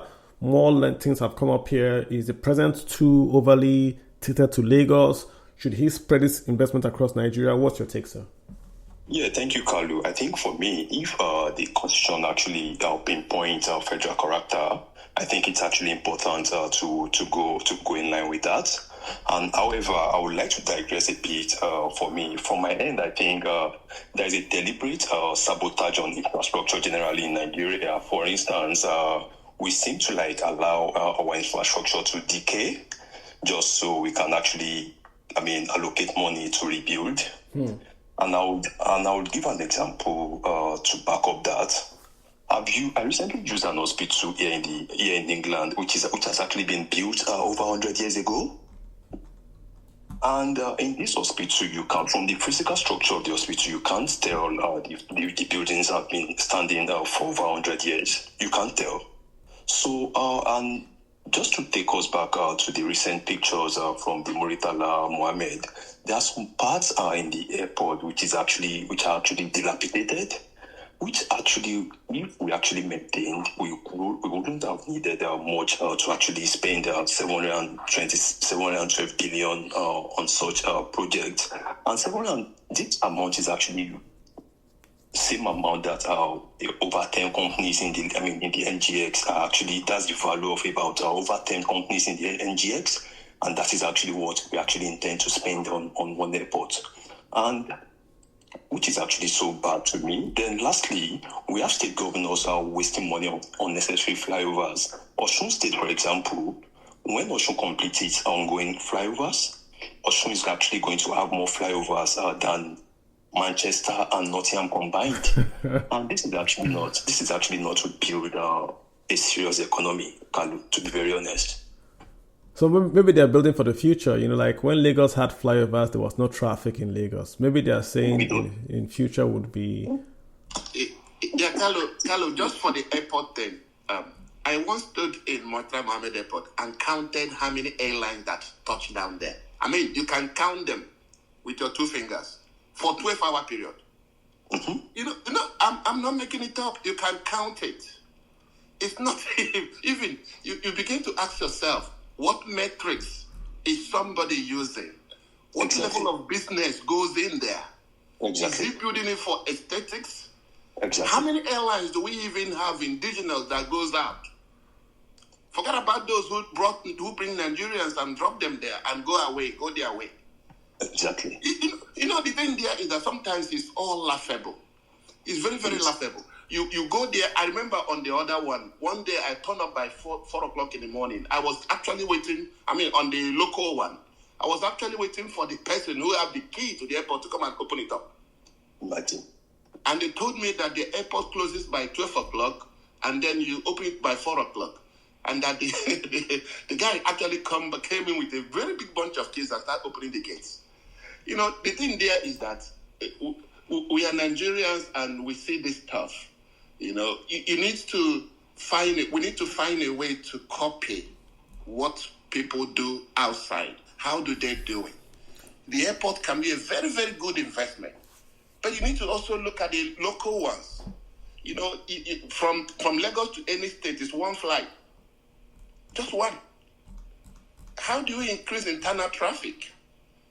How do you do that? How do you link all these things up? You have two flights that go to one flight, or maybe 2 or 3 times a week that goes to Imo State. That's it. This is 2025.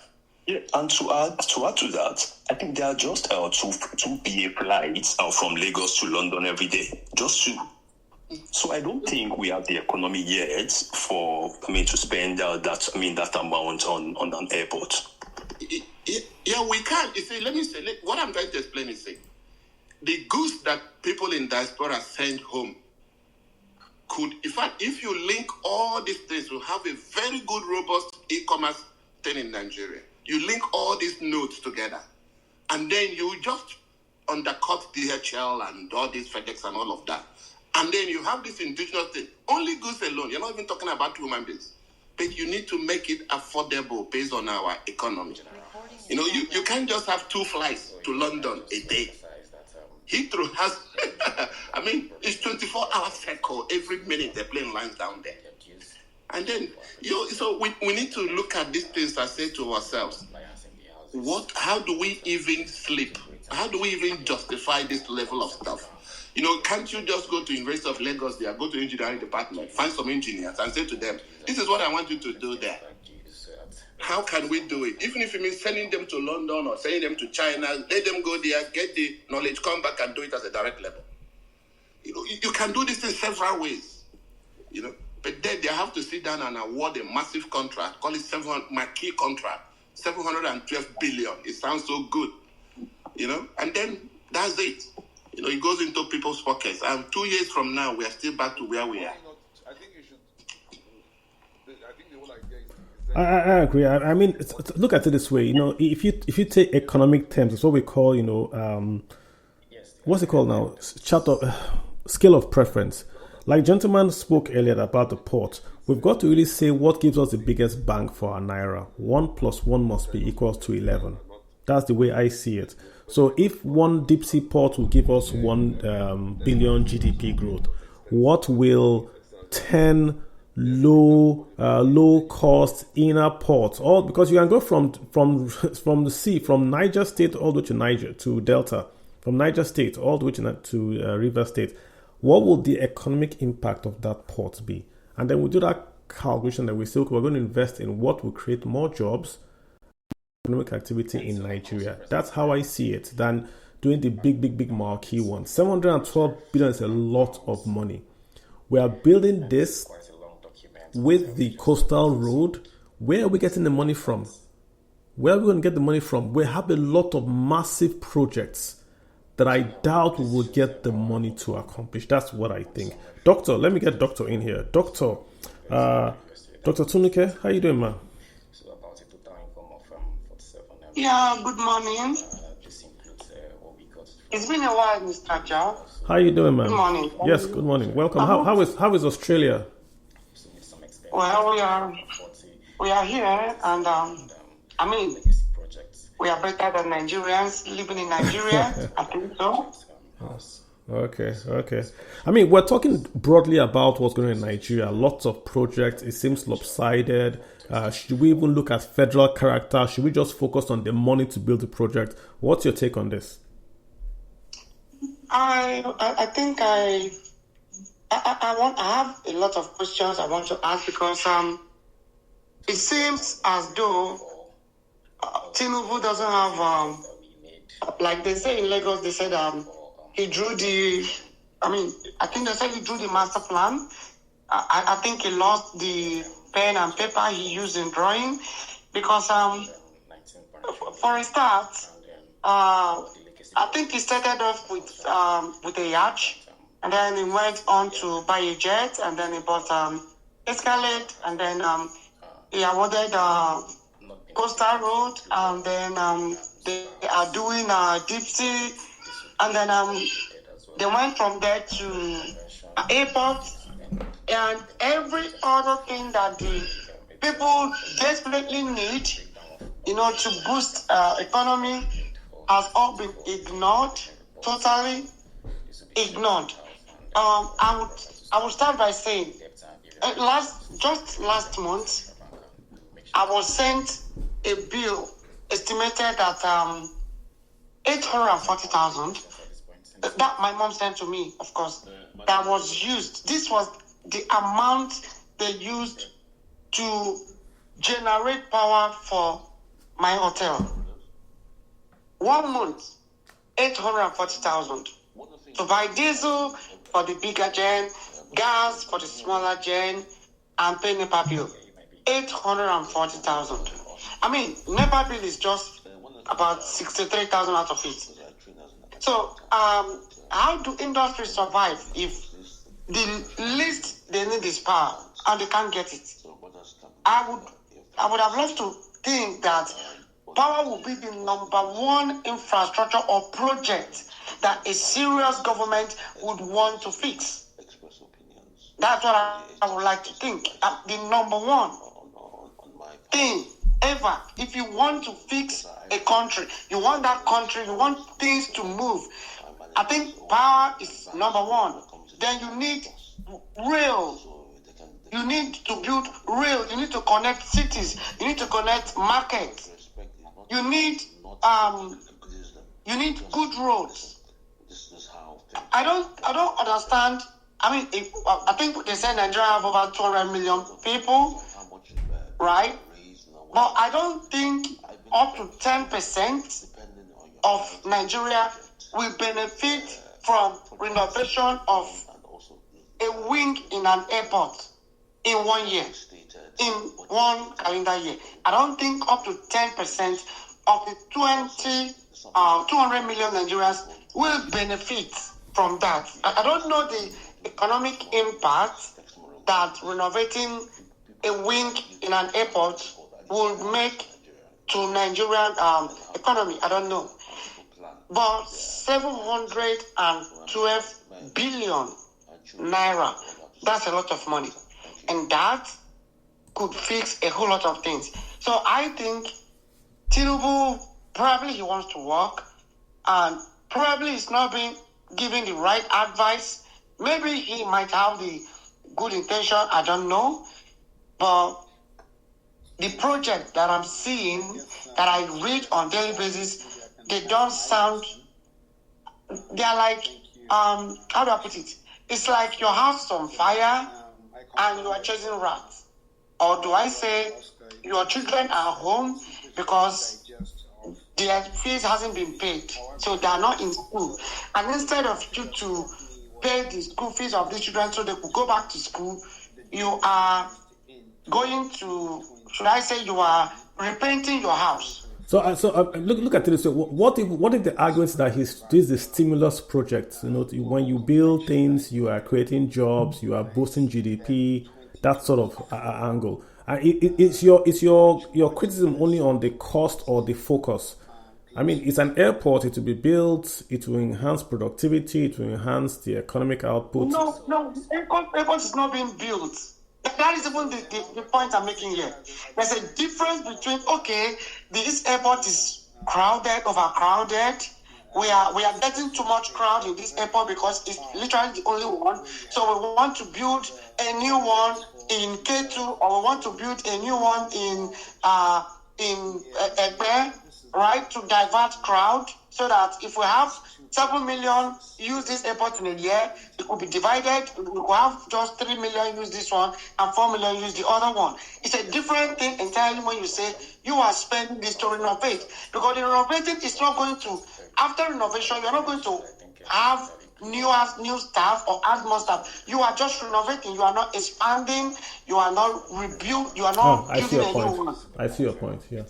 I see your point, but still, again, that airport is an eyesore. It needs to be expanded and all that. So, I mean, I see your point on what you're making. And again, you are going back to the camp of: is it better to build new, smaller things that have more impact across the federation, or to focus on that one big investment that is just in one state? Again, that's the debate that we're having on the space again. Let me make one explanation to you here. Go ahead. From the little I know, in economy, I didn't do much. But the little I know is you can have smaller investment that would give you money you know, and then you can now put it in a bigger investment. There's a reason why people buy tipper, and then 2 years later they're buying lasers. They didn't go and buy lasers first because they're going to eat their money. Now, renovating an airport you already have, it's okay. If you have every other thing in place, you can renovate an airport.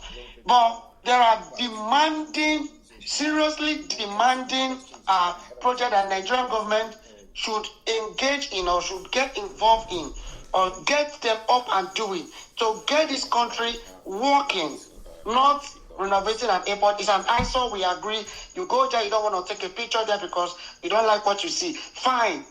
But we have been using it and we can still use it for the next 1 year and just have power for a start. Let's give ourselves power. Let's have stable power. It's so important. I live in a country that have stable power, and I can tell you how it has immensely helped my life. And I will tell you for free that if you have that 24-hour light, you can see that companies will come, you get more money from tax and however you want to. If you want to tax them to death, you can now do that and renovate your airport in the next 6 months. That's what I'm saying. Some of our fallen brothers and their families. That's true. I completely agree with you. Yeah, thanks. I mean, again, I agree with you. We have to focus on what creates wealth and then use that wealth and build the social services. Good point made. Dr. Obi, Dr. Nuke, thank you so much. Dr. Obi Akamel. Hope I got that right. Dr. Obi, I mean, I'm not sure when you joined. It's been an interesting discussion. We're trying to just dimension the issues going on in Nigeria. Yeah. Okay. So really, where do you stand on this, on the project that we're spending? Are we tilted? Are we spending right? Are we spending on the wrong project? What's your take? No, we are spending on the wrong project. And the way I look at it is, this government, when all these politicians, when they get in power, people often ask, why do government leave things that are very, very crucial and be doing things, spending money on things that are, good to do if everything else have been sorted out, right? But not like it is that important right now. So you look at the Lagos-Calabar Expressway, it is great if we have that, but we have more pressing issues. They are trying to spend 702 billion on the airport. They're trying to spend whatever in Lagos port and all that. Now, what I see here is, when a new government emerges, right, there are people who worked for that government to emerge. And as we are going into re-election also, there are people who had to be taken care of. I've talked to people in government, and what I got out of it is that these are people's projects, right? The way we have a president, there are people around him, people that help him to get to power, people that are going to help him to get re-elected. They're going to need resources to do this or that. So they all have different projects that they are their pet project, and this is where they are going to make their own money. So if there are 7 of them, maybe this person, his project is this airport, and if they do this airport and spend 702 billion, maybe he's going to make 300 billion, and that this person is important in the for the regime because he has some strings to pull. So that's why we do the Lagos-Calabar Expressway, because we need to take care of somebody. Like, this is somebody's project. That's now that place the person will chop. You understand? It is somebody's project. So, and these are the people who will be pushing things in front of the president, lobbying, and who gets the most lobbying power gets their project approved. It doesn't matter if that project is what the country needs, but this is my project. Yes, this is our government, and this is my main project where I'm going to make it. And the re-election is coming. I'm going to be one of the people to make sure the president is re-elected. So if I get this project, if I get this money, I'm going to plow it back. So that, by the way, right? Do we need to spend this money on this airport? Absolutely no, right? Carlo, you know that all over the world, government do not manage infrastructures anymore, right? We are supposed to lease out these this airport, and we actually have a Nigerian, this Mr. Ogunlesi, who is in the business of managing airport. If he's managing airport in England and all over Europe, why can't he manage Murtala Mohammed Airport? And he is actually going to pay, not the Nigerian government paying $500 million or thereabout to renovate airport. Mr. Ogunlesi is probably going to pay like $200 million to Nigerian government to lease this airport for 25 years, so that he will now put in his own money and not just renovate Nigerian standard, but upgrade it to world class, And then we move to Kano, we do that in Kano, we do that in Enugu, we do that in Port Harcourt, and the government gets some of these airlines and gives them license to fly to Enugu, license to fly to Port Harcourt, so that not every airline is flying to Lagos. In that way, you kind of disperse the traffic all over the country. You can take some airlines. And say, okay, I'm gonna allow you to fly direct to Kano only. These airlines we're gonna fly to Enugu and stuff like that. The same thing with with the seaport, right? I thought that Obasanjo privatized that seaport. That is what I thought. I thought the seaport was privatized. So I'm kind of surprised about also hearing that there is social amount of money that's going to be spending. So I'm not really understanding what is going on there. But what I'm saying in essence is that Nigerian government need to privatize this whole thing. We've been shouting about this on the refinery, and they have spent is it like $15 or $20 billion for a refinery since the day Obasanjo privatized this refinery and leased it to Dangote. And when he left, Yar'Adua came in and cancelled that contract. From that time that Yar'Adua cancelled that contract until today, Nigeria has spent probably about $15 billion, if not more, on trying to do turnaround maintenance on all these refineries. And as of today, it is still not working. Okay? So we are just sabotaging ourselves intentionally in this country. There's this solar thing I was following that they are doing in Namibia. It cost $100 million for 100 megawatts in Namibia, and it took 1 year to be completed, right? So this $500 million they're about to throw away in this airport would have given, if you follow that model, it will give us 500 megawatts of electricity from solar, right?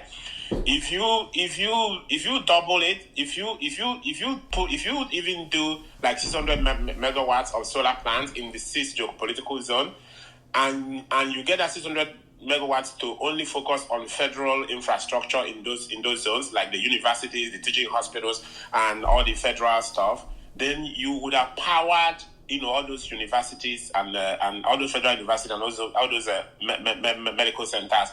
24/7 forever. It has greater, more impact than whatever you are doing in the airport. So to land, I would say it's a waste of money. The government needs to hands off, lease out all this airport. We who use the airport will enjoy, because it's going to become world standard. It's not this thing that is smelling like you are standing in line to get your passport checked, and the toilet is you are smelling bad toilet and the heat and all that. If they privatize it to a global company who knows how to run airport, this airport, which is the first thing that people see once they come into Nigeria, it will become something that we can be proud of. So it's a waste of money. And I'm even surprised why the Senate is not, I don't even know, that is why I don't even believe in all these new party, ADC, all this coalition. Because what are their senators doing in the National Assembly? Why are they not questioning all this unappropriated expenditure that we are making? Nobody's asking questions. Yeah, Dr. Obi. Doctor, a few points. Just want to make sure highlight a few points you've raised that are very, very important. Number one, you've talked about us using the private sector funds to grow these assets and not the federal government funds, which I think is very, very key. You just sort of glossed over that. In the UK, all the airports, Gatwick, Heathrow, Bristol, Luton, Stansfield, all of them are being expanded. And they are all being expanded with private sector money, with government backing, government guarantees, government approvals, and all that. Not the state, not the government of the UK's money. So if we have an airport, if that airport is viable, like Lagos Airport is viable, why then are we not using private sector funds to do Lagos Airport? If it is viable, it's then the unviable ones, in quotes, that we have talked about that should then get the federal support. because the federal government does not really worry about the economic side of the business. They are worried more about the spread development. So if Lagos is quote unquote has the highest numbers and is profitable, then you shouldn't get the federal. You should get a federal guarantee, but not the federal naira and kobo. I think you raised that point to make sure that point it's understood clearly. Like you've said, where is the private sector in all this? We built the Lagos roads with pension money, the Lagos Lekki road, pension money, private sector money, and now it's there. So, Dr. Obi, I just want to make sure I go back to that point you raised because very key. So the reason I think they don't want to privatize it is also the reason why we have some redundant institutions in Nigeria, like we have institutions like JAM, some of all these institutions that have supposed to have ended, but there are people who are eating from it, right? So if you privatize this airport, then this Federal Airport Authority as an organization will become obsolete, right? So what about people who are, that is their cash cow? Like there are people who stuff like that, their cash cow for the past 50 years. Okay, something like JAM. I've been in a room where they were talking about, we need to end JAM so that people can, after WAEC, they go to the university and write entrance examination and get. But then the money that people are making in that organization, the people who are making that money is not going to allow you to kill where they are eating from. So it's all corruption at the end of the day. Thank you. All right. Great point. Just want to highlight that fact that we're avoiding the private sector here. The private sector has a big role to play in this federal, or should we say, build out of infrastructure. The federal government does not have the money to do this, and it shouldn't try to borrow the money. It can guarantee the money. It can facilitate and highlight and get that money into Nigeria. But if it's the government trying to use its own budget, nothing's going to get done. We can't do Coastal Road, airports, Badagry Road, Sokoto Road, all from the federal budget. It's not simply enough. Cyrus, how are you doing, Cyrus? You've heard what we're talking about. What's your take, sir? Yeah, thank you very much. Good evening, everyone. Good evening, Kalu. And I really agree with what the last speaker said about this old misplaced priority in terms of where we spend taxpayer money. Because most of the time when we talk about these things, we usually forget that the money that has been allocated by the federal government is from the back pockets of Nigerian people, one way or the other, whether through the VAT you pay or through your PIT or your company income tax or whatnot. So, and for me, I think the Minister of Aviation, just to play the devil's advocate for a moment, he said that he was trying to have an agreement with Access Bank, with the late Igwe, that may so rest in peace, to have a kind of public-private partnership with them, that they're going to help renovate the airport, and they're going to lease it out to them for their service, whatever, I don't know, but that agreement did not work because Igwe died. Probably that was the reason why they decided to take it on themselves, but in my own personal opinion, I still feel like it's a misplaced priority. And in the light of where we are today, you mentioned something about where are we getting the money from? Like, where is all this money? Where is it coming from? And is it even properly used? Like, is it our priority right now? Because somebody said something also about, this is not like you are building a new airport. It's not like you are adding extra value. You are adding like extra productivity. It's not like anything is going to change.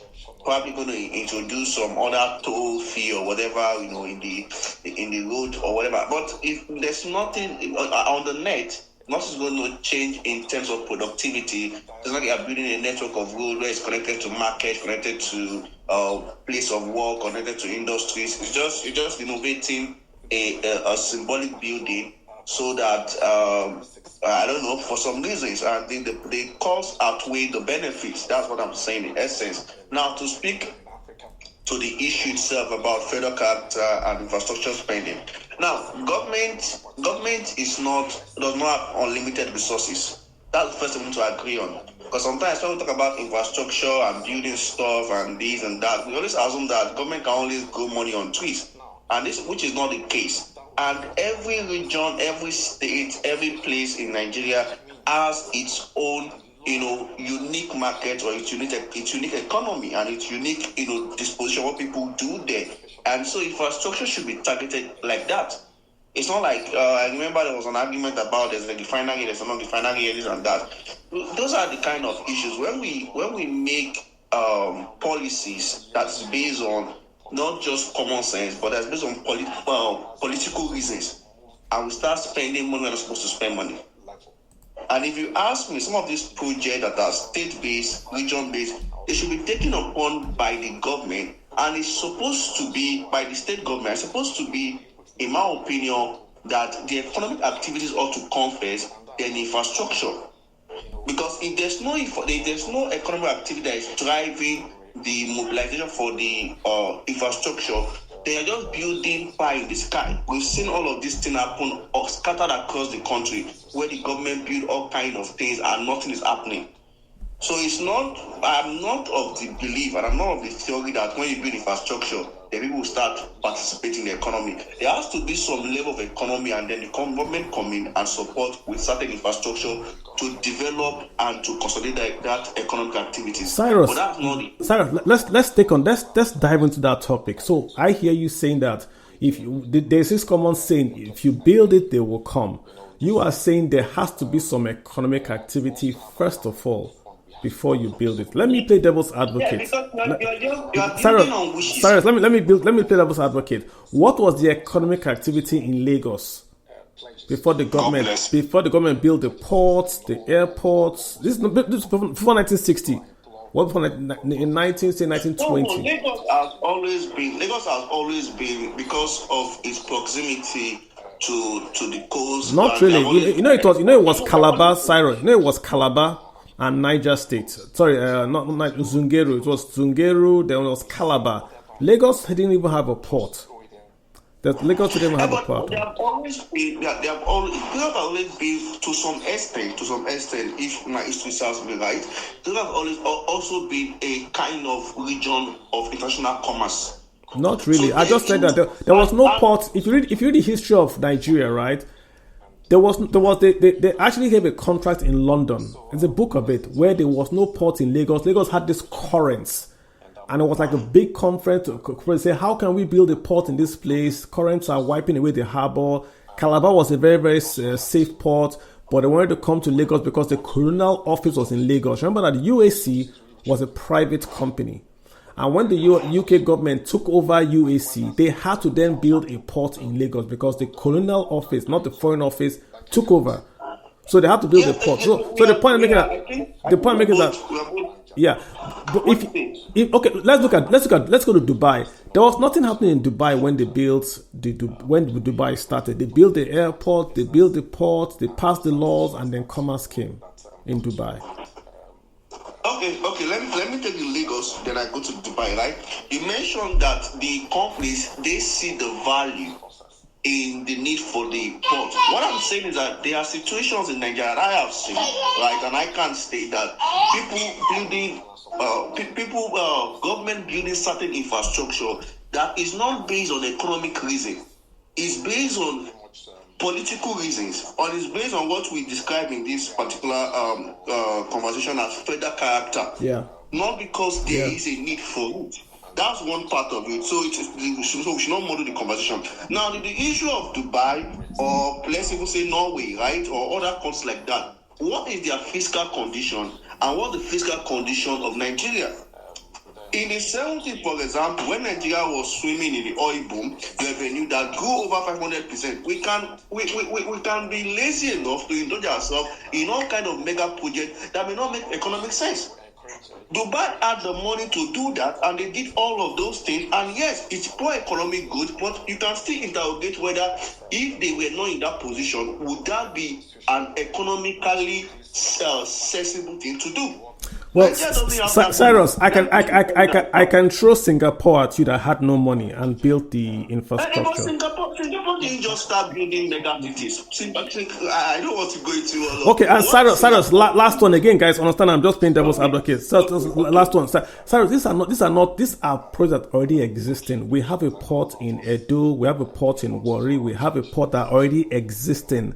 The same way we are expanding the ports in Lagos and the airports in Lagos. We also have airports in Edo, in Warri that we can also expand. So they're not federal character, quote unquote. They're not green projects. They are brownfield. We have to go in and expand them. So instead of driving on the way to Lagos, you can send in your big ship to Edo, to Warri, or you can fly from Edo and Warri or Port Harcourt out of the country. So it's already existing that in market clusters. Edo has a market cluster. There are tons of diaspora, tons of activity in Edo. Warri has a market cluster already. So the airport in Enugu, for instance, that was built by the state, is already there.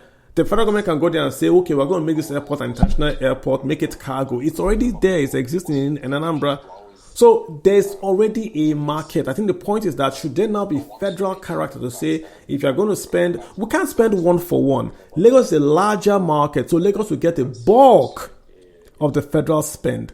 But should there also be a spend across Nigeria to ensure that development happens across the countries we are talking about? Okay, the bottom line, Kalu, and this is my last point, is that every allocation in terms of infrastructure should be specific. Like, what exactly are you trying to do there, right? Even let's think about the state, for example, right? Many states are building airports. Nobody's coming. No single flight is, right?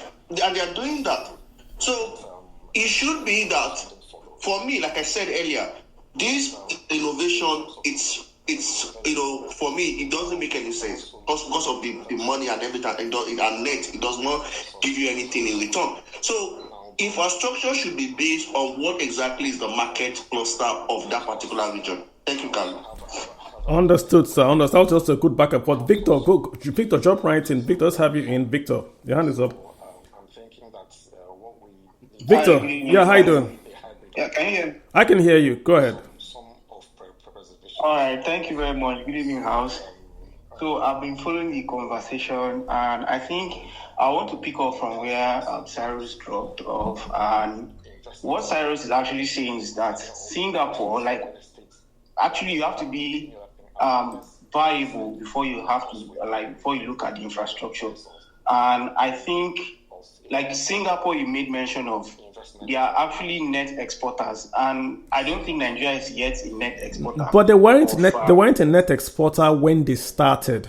You see the point? When they started, they weren't a net exporter. That's the point I'm trying to make with Singapore. Singapore was an island with rats and stones. That's what the PM said. Then they built the ports, world-class ports, world-class airports, and then passed the laws, and people came. Okay, let's look at America. Before Henry Ford started building cars, there was no infrastructure, but infrastructure followed technology. And Henry Ford, after he built cars, we need roads for these cars. That's when they now said, okay, let's build roads. Henry Ford started building cars before roads came. And I think that's where we should be, not building roads before the cars. And actually, if we have to build cars, or if you have to actually build infrastructure, it has to follow what we can do, like our net export. Like each state, I believe there is something they can export, there's something they can process. Singapore, probably they don't have much, but they import raw materials, refine them, and re-export them. That's education at work, and that's actually where I wanted to point at. Actually, for us to become viable and our infrastructure really bringing what we want, I think the educational sector needs to be beefed up. We need to do much more with education in Nigeria. I don't think education in Nigeria is up to what it should be. If we invest more, and your point earlier on, I was listening to you say that you at least send people out of the country and they should study and come back to Nigeria. I'm not sure that works. In my secondary school many years ago, they sent some of the best teachers out of the country during Obasanjo's tenure, and till today, I can remember one person's name that never returned. And I think it happened again during Buhari's tenure. They never returned. So, but somehow, I think we can beef up, make our educational system better off. Have a rethink. I look at China, how they learn. They don't just learn to become workers, or I think they learn to build. America also, they actually learning to create something. They are learning to build.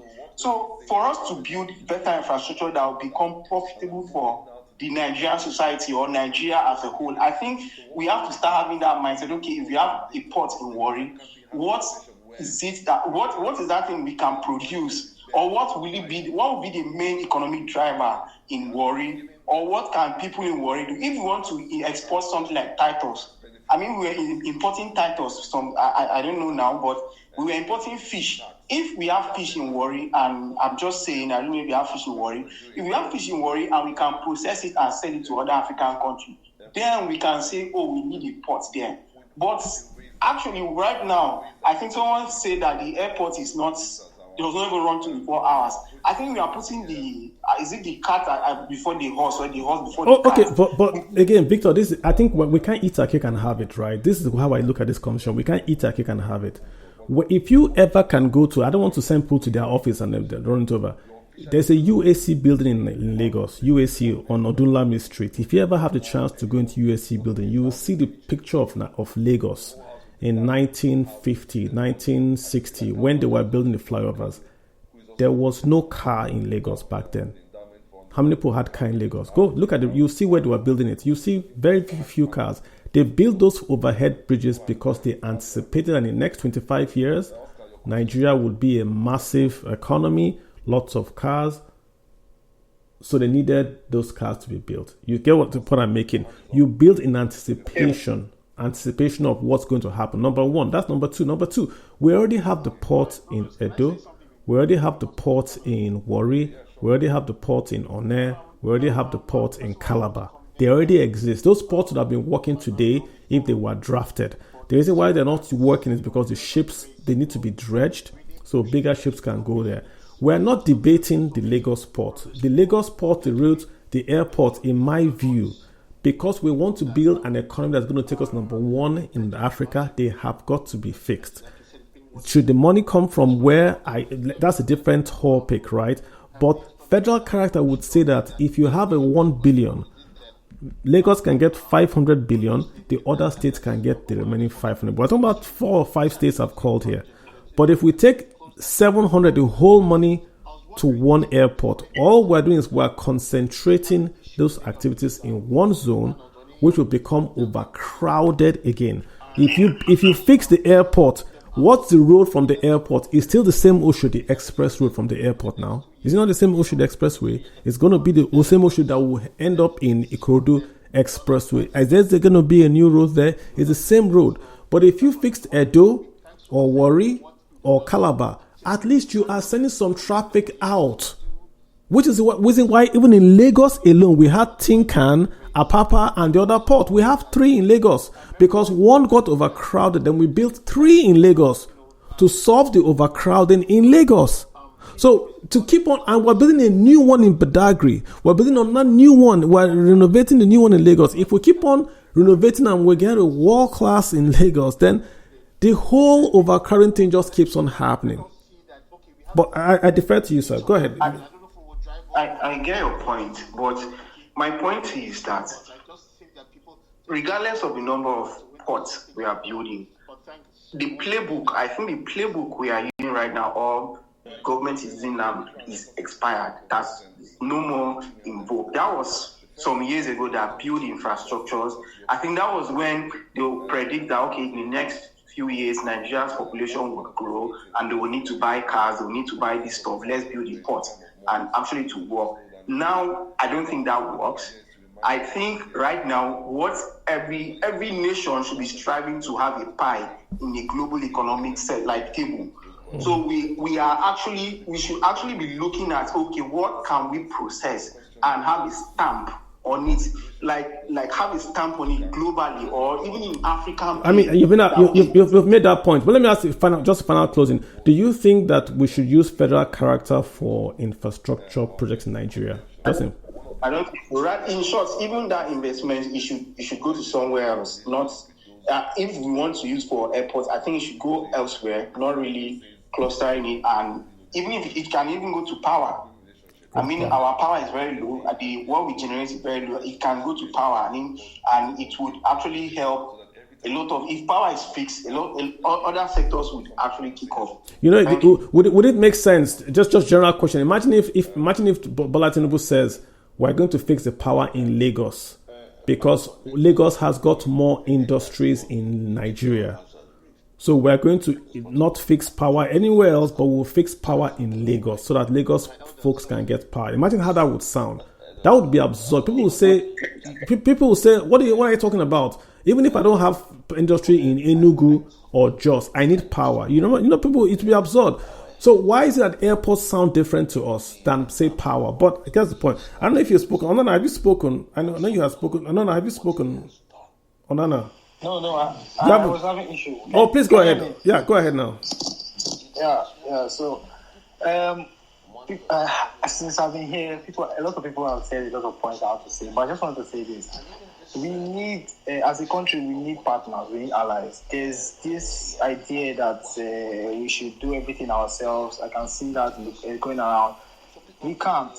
As the Nigerian government does not have the power to do everything itself. And the government cannot run they cannot run an industry. So we're talking about the airport, we're talking about different industries that supposedly that our governments are running nowadays. It's not something that any government can do. So I believe so much in privatization. I believe so much in allies. So that's why I was reading about this infrastructure deal, and I feel the idea that I saw from what I read is they want to improve if we look at the places they want to improve, we say it's from the southwest and Lagos, right? I don't think Lagos is up to international standard yet. So if they want to improve it to attract more partners from the international body, it's a good thing if they can improve it. But even saying that the government can improve something, to me is something that I do not agree with. I don't believe in the government running things. I believe the government should govern things. Why a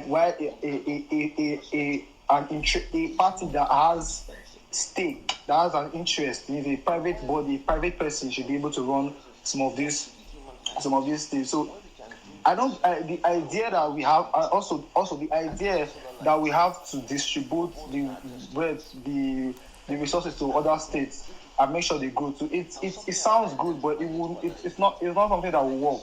But it's the law. It's the law. I hate that law. It's the worst law in Nigeria's history. But it's in the law books. And I think that sometimes people, when it favors them, people like that law. When it doesn't favor them, they sort of ignore it. I don't like federal character, but it's a law. There's a word in federal character that says proportional. It's in the federal character, proportional. So in what we're trying to say, which is stupid in my view, is to say if you build in Lagos, you must build in Southeast. It doesn't make any sense in my view. It doesn't make but it's the law. You can't. But again, you can't. The president can't have a fund, and then the president alone will determine where he would give contracts to. So he will give contracts to Ikeja Airport, he will give contracts to the Ikeja Port, he will give contracts to Badagry, but other states don't have. That's why we have a National Assembly and a budget. That's the reason why, even no matter how flawed that process is, at least everyone would have a say. And the way it's going is almost like we have one emperor that can allocate. This is money from the budget. This money is not money they're making from donations. This is still money from subsidy removal. This is money that you and I are paying as taxes. So this is the point that I don't agree with. All right. The idea of like an emperor, the Argentina president, right? I know people criticize him. You know, when he came, from the things that he did, it's almost like an emperor ruling the country. But all within the laws. All within the laws. All within the laws. This renewed hope infrastructure fund, it's not been passed by National Assembly. It's not been passed by National Assembly. You cannot spend money. Section 80 of the Constitution, you cannot spend money without appropriation. So on the constitutional level, on the NAS level, you can't do it. This is ignoring the fact that should we do federal character or not do federal character. The very basis of that fund is wrong.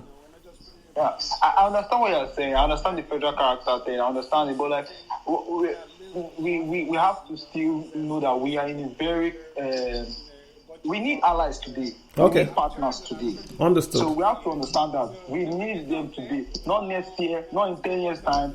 We need them today. Today, there's no understood. country that can self. There's no country that can self-govern in terms of fund every aspect of the country. You have even America. Most of the US, sorry, most of the companies that actually boost the economy are not run by Native Americans. These are from private people from different parts of the world. That is what we need in Nigeria. All right. That's one. There's another thing I want to say is there's a lot of apathy from the Nigerians towards the government. Like this stuff that the government is doing now. I've not heard anybody say anything good about it.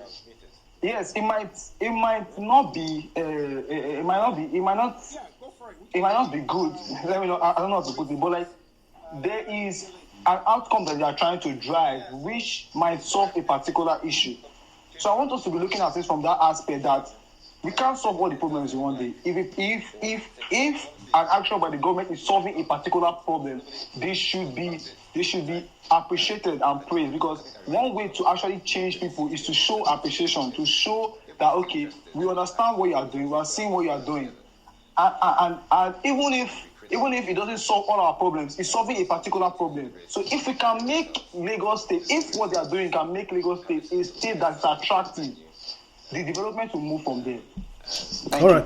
I understand your point here. Basically, let's just have one world-class city. Let's have that one. At least we can say we have one world-class city, and then we can build from there. That's the point you're making. Understood. I hear you. Let's get Sam. Sam, what's your take on all this, Sam? We're talking about infrastructure, and somebody. We're talking about infrastructure. We're bringing in federal character. We're saying even talking about the president's power to allocate funds to build this infrastructure. You've heard this guy talk about let's build one world-class state, even if we have it. What's your take, somebody? Yeah, thanks, Carlo. I've listened to everyone. In this kind of debates, it will be very difficult to be talking about everything. Nigeria, according to Dr. Ben, Nigerian problems like elephants. You cannot surmount elephants even in 8 years or 16 years. But take a chunk and let's deal with that chunk. So are we talking about power? Are we talking about aviation? I believe the main focus has been aviation. Then let's now narrow it down to the aviation. It's everything. No, it's not the aviation. I listed out the project when I started, the ports, the railways, everything. Aviation is the one that sort of triggered the space. But yeah, it's everything. Okay. Yeah, for the railway, I'm not too sure. I just saw that the Port Harcourt to Aba has commenced. But I knew there was a debate on that. Was it a narrow gauge or is it a standard gauge? There was a debate. I don't think it matters. I mean, like you said, it hasn't commenced. What the president has done is that he wants to borrow 21 billion. He listed projects that the monies will go for. The railways in the east are among the projects, but no new work has started there. There's no railway work going on. I think the Kano to Maradi in Niger really is still going on because the loan was taken during Buhari's administration. I think that's what's going on. But I don't think there's anything going on here. Okay, yeah, so I will just focus on the aviation. That was the one I saw yesterday and this morning. Some tweet for the Minister of Aviation.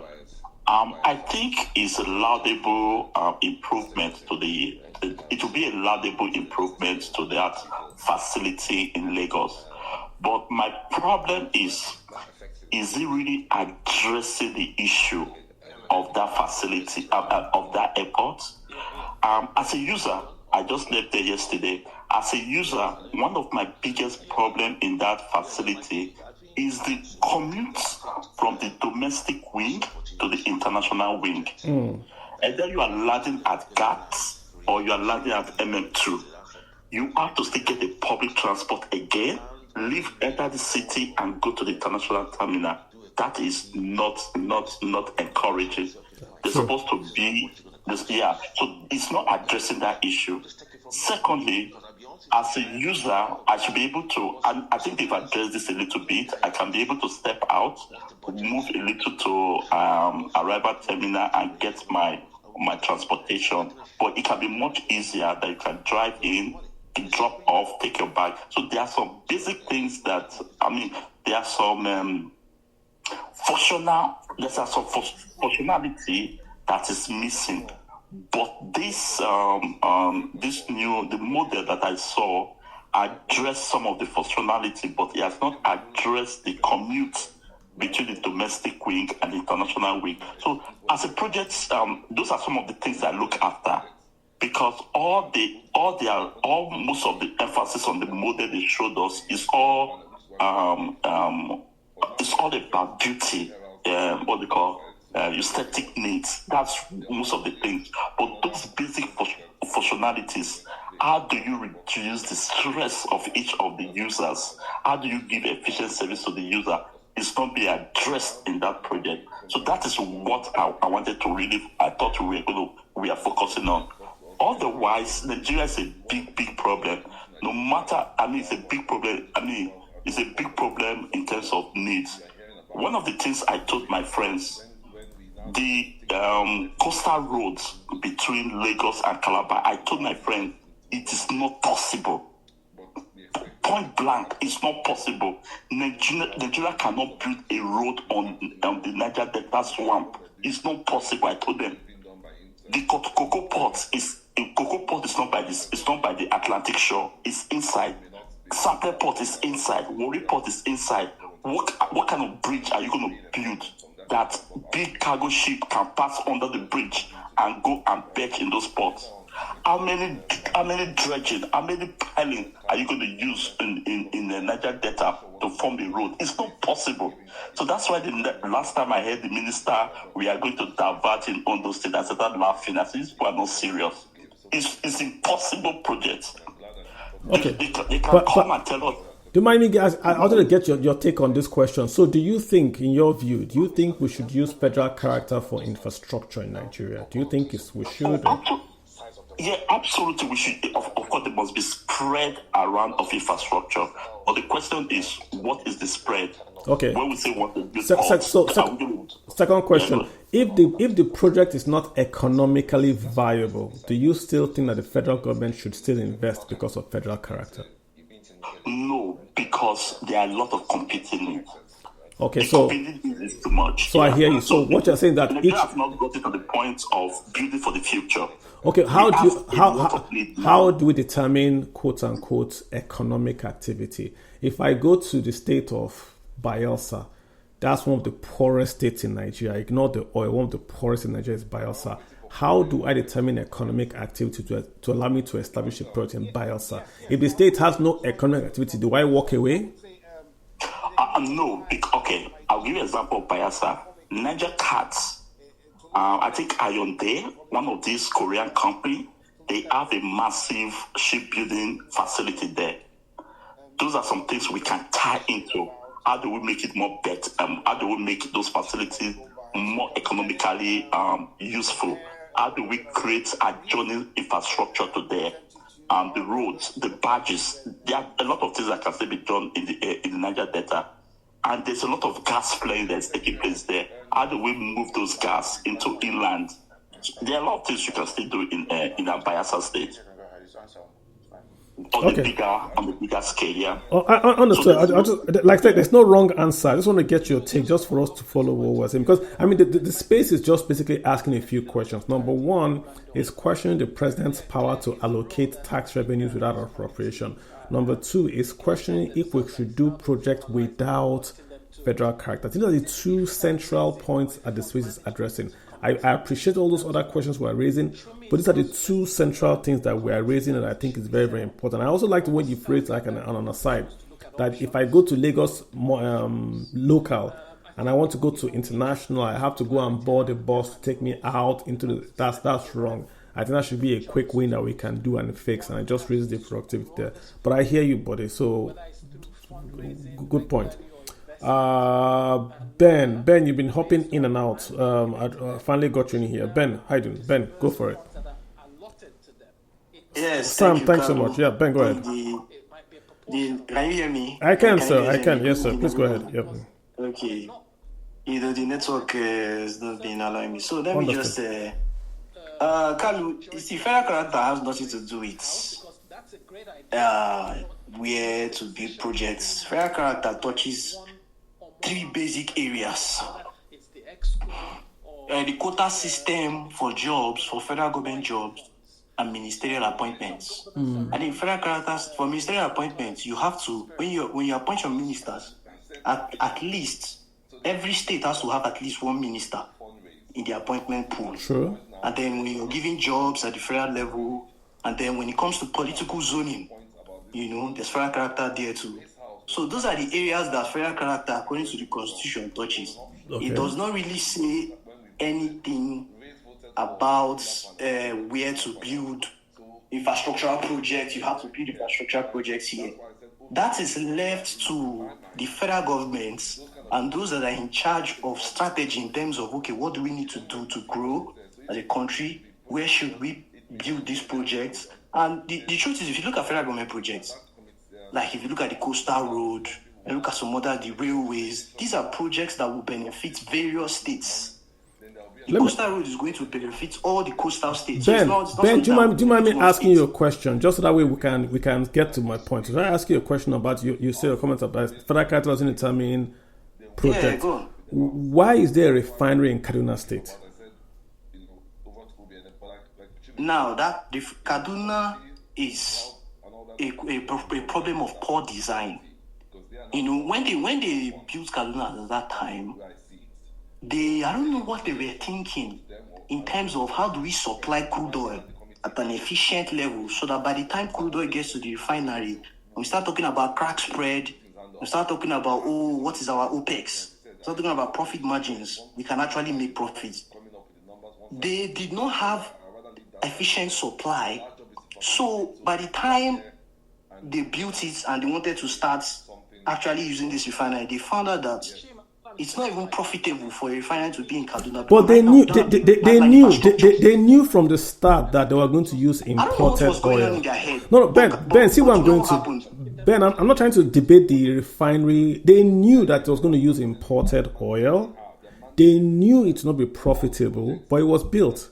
No, it's not about imported oil. It's about transportation. No, it's used cost of transportation. There's a pipeline from Escravos all the way to Kaduna for only crude oil. There's a pipeline, only crude oil. And it was there as at that time. It was built for refinery. Functional? No. Ben, get the point. You said that we don't do federal character for industries, and I'm saying we do. There's a steel mill in Katsina. What's it doing there?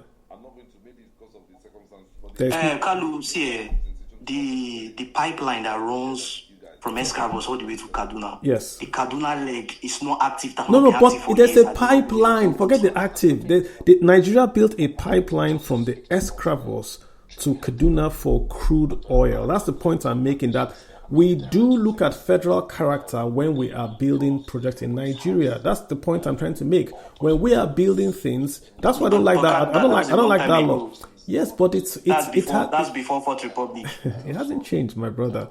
That's why. So it hasn't changed.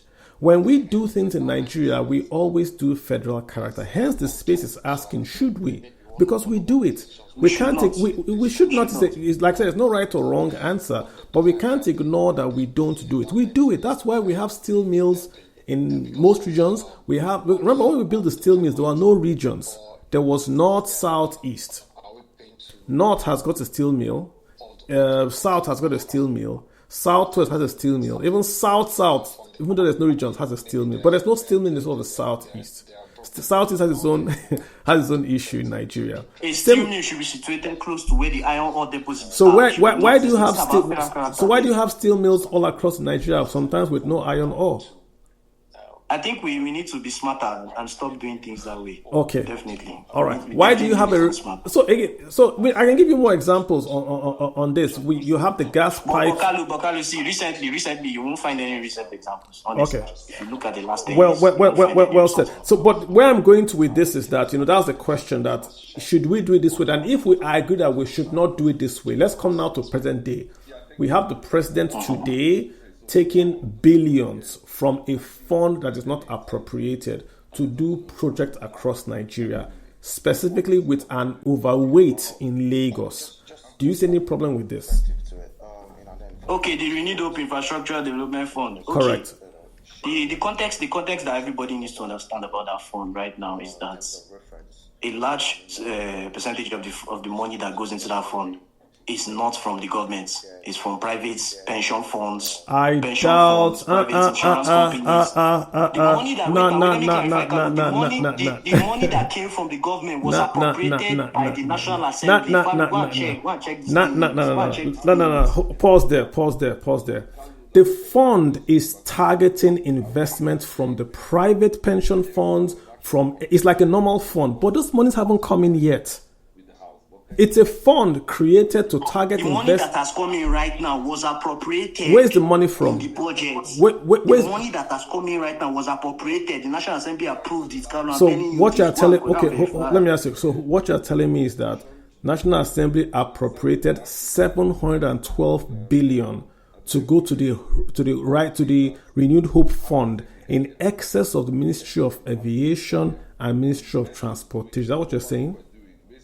I'm not explicitly saying that. What I am saying is that if there's any federal government money in the Renewed Hope Infrastructure Fund from the federal government, from the Federation, it must have been appropriated. It's not now. I'm telling you it's not. You said it was, and I'm telling you it's not. I'll just give you a good example. The budget for the Lagos airport alone is more than the total, not even more than times 2, the total budget of transportation and aviation. If you combine them and multiply them by 2, it's not up to what we are allocating for the Lagos airport alone. I'm not talking about roads or railways or ports. This is just the Lagos airport alone. Are you sure there's no other aspects in the budget? I've just told you where the money is coming from, sir. The money is when they removed subsidy. Go back, guys, you can do this. Go back to the first FAQ statement when we removed subsidy. You will see that the president says we're going to take monies from this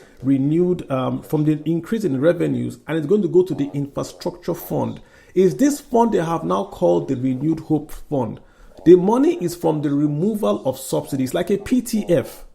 But when they did this PTF is not approved by NAS. And the president alone is the one in charge of this PTF. That's where I'm giving you the data. There is no allocation from NAS for this. It's money that has come. Remember that subsidy money is federation money, not federal, not state, not local. Federation money. So in essence, you've taken federation money, given it to the president, and the president is taking that money and allocating as he deems, even taking that money to give to a state, because we're now using that money to also do Lagos State Light Rail. I get your point about the private sector funds, but they haven't come in yet. The president just asked the National Assembly to borrow him $21 billion. Are you sure about your sources on this? Are you sure about your sources? I'm asking you to give me your own answer. Give me where the money is coming from. Since mine is wrong, give me where yours is, where you think it's coming from. Give me yours. Have we borrowed any money? If you go to DMO, you see where we borrowed money from. Where else is the money coming from? Tell me. What I heard is that insurance companies, pension funds, we already do that. The Nigeria funding that fund. Sir, whatever the government is giving that fund it has been appropriated in the budget. Sometimes that budget is confusing. You need to go through it. Sir, I know the budget. There's some aspects in the budget that may be outside that aviation. That aviation that you're talking about, there's some aspects in the budget that may be outside it. They might have appropriated it under something else that is outside that aviation. Sir, I remember I saw almost 600 billion in that budget that was allocated to one road.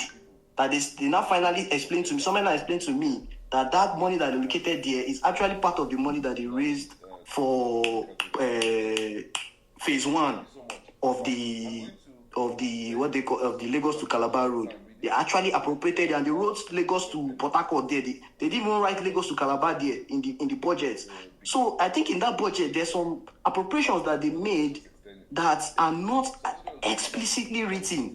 So you need to actually sort of comb through it and ask questions before you now actually know that This is actually what they did. I think you are making a... I find it hard to believe, Carlo, I find it hard to Ben. believe that the Federation or the federal governments will give the Renewed Infrastructure Development Fund Ben, but... some allocation without oversight from without appropriation. You understand? From Ben, the budgets. Ben, you are making my point. That's why we're having this space today. Let me again summarize for you again what I'm saying. I've told you where to go and get the information from.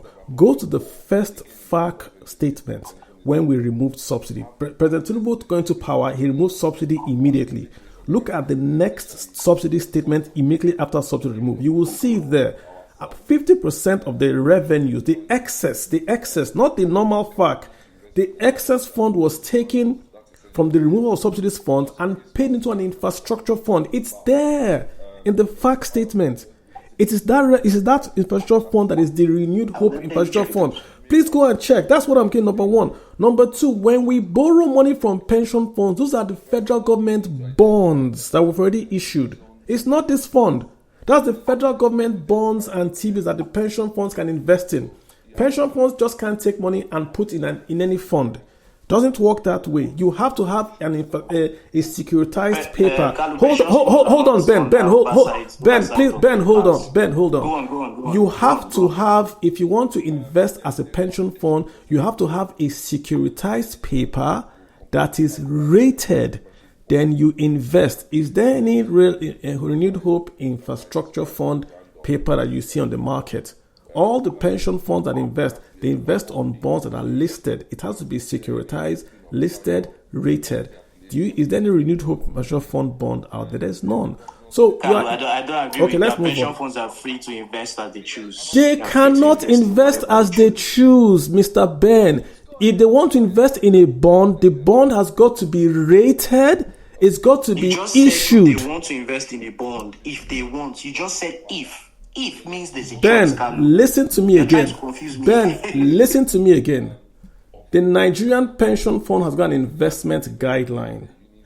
If the pension fund administrator seeks to invest in a federal government bond, that federal government bond has got to be issued. If it's a private sector bond, it has got to be issued, rated. Then there are limits to which the pension funds, 5%, 100%, they will put limits on it. Is there any Renewed Hope bond you know of in the market today? Why are you making this conversation about bond? What if the pension fund wants to invest in equities? Are there any renewed funds equities you know about today? Sorry? Is there a renewed infrastructure fund equity that you know about today? The point I'm trying to make here is we're going on in circles. The pension fund let's move on. Let me just make this point. The pension fund has the prerogative to look at various asset classes and choose which asset class they want to invest in.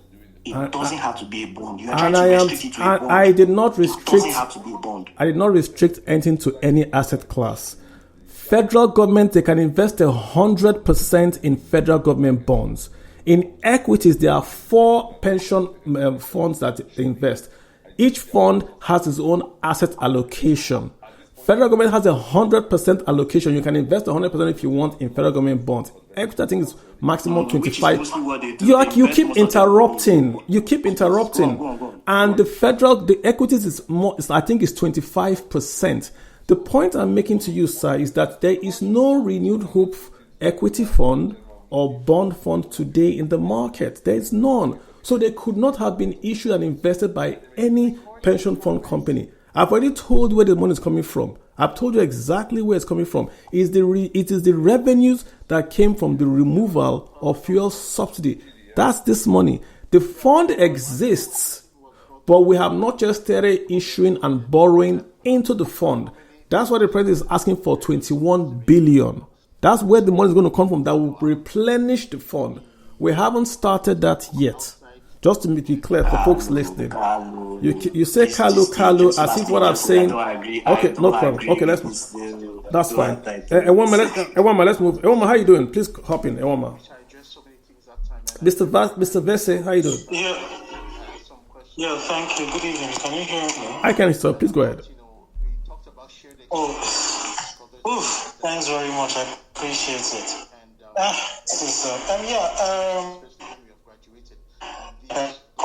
Infrastructure spending.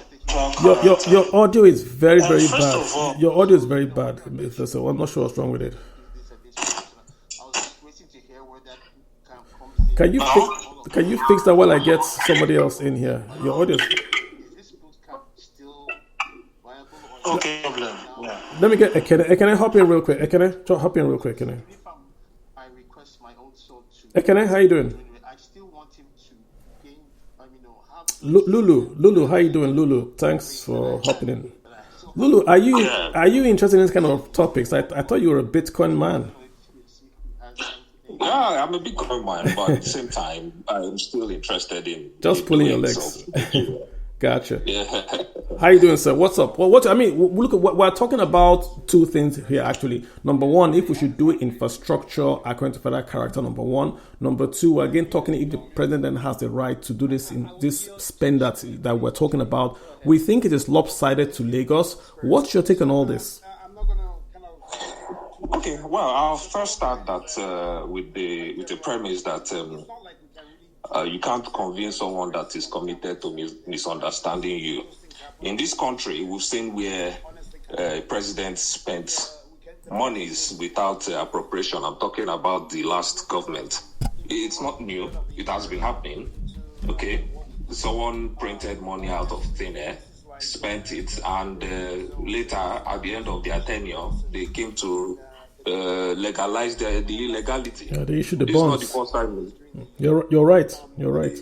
Yeah, this is not the first time it's happening. So I'm wondering why Ben is being adamant as if it's a new thing. It happens. That's happening. Abusing the CBN Act still goes through appropriation. They have just abused the act. They will abuse the act and still use it to finance the budget and all that. So don't let's be technical. No, If we are so trying like to I be technical, like I said, be specific. Understand? you know.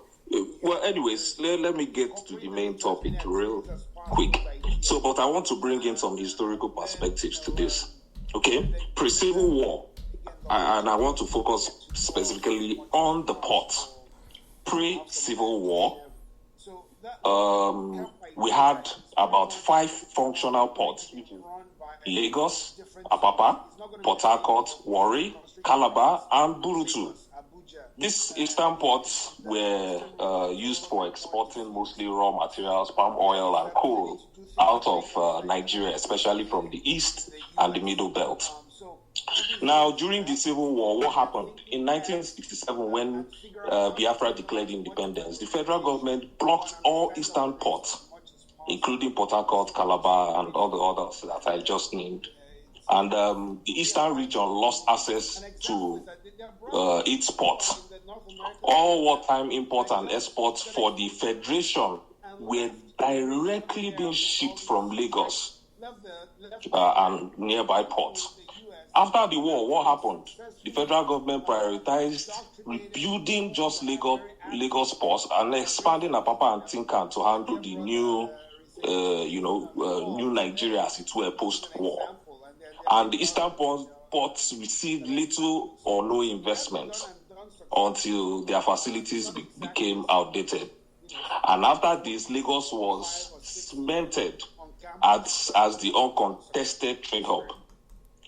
Well, you might say that successive governments feared that over-investing in eastern ports could give the region too much autonomy or power, as it were, and keeping major trade routes dependent on Lagos, the way, they try to centralize the whole thing around Lagos.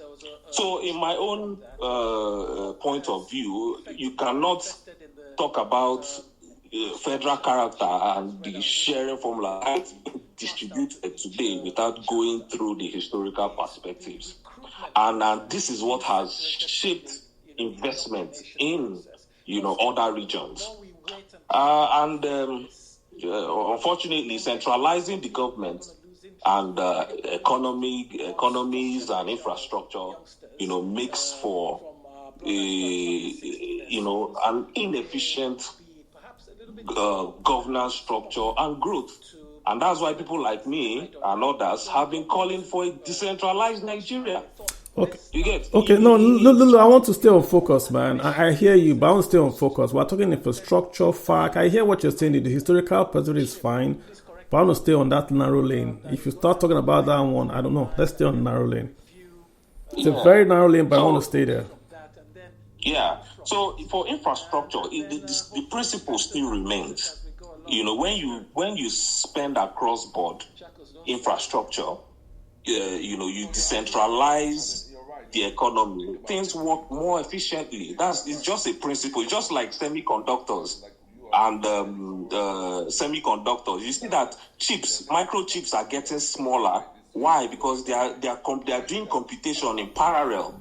You understand? So before you have a dual core, you have triple core, quad core. You understand? So making computing parallel makes things more efficient. So if we decentralize, spending across board, you put infrastructure in all the zones, you prioritize, you don't just concentrate on one zone. Of course, you will see, better growth across board in general. And for me, in all honesty, I hate federal character as a person, actually, the law of federal character, whatever. But, the principle of decentralization is still something that we should imbibe in our governance system. Decentralize power, decentralize spending, and, you have a more efficient economy, in my own perspective. Understood. Yeah, totally understand. Let me. I'm going to share this just because of the conversation I had with the other guest, Ben. So if you look at the date is July. If you look at the July, the federal government establishes infrastructure support fund for 36 states as FARC revenue rises. That's the date, July. If you can look at the July 2023, President Tinubu has approved the creation of an infrastructure support fund for the 36 states of the Federation. And this was when FARC was increased to 1.9 trillion. 1.9 trillion. The new, and I'm quoting, the new infrastructure fund will enable the states to intervene and invest in critical areas of transportation, agriculture, healthcare, education, blah, blah, blah, blah. I'm going to share it on my Twitter feed just so you guys get the point. This is the genesis of that. We got 1.9 trillion when we removed fuel subsidy in July 2023. This is the seed funding for this renewed hope now. I'm not saying this is the renewed hope. This is the main funding for that renewed hope. They've been taking monies out of FARC and sort of ring-fencing it. And those ring-fence funds is what has now been used for these investments. Because you can notice these investments in this fund are even more than the budgetary allocation. So I'm going to share to my Twitter feed again.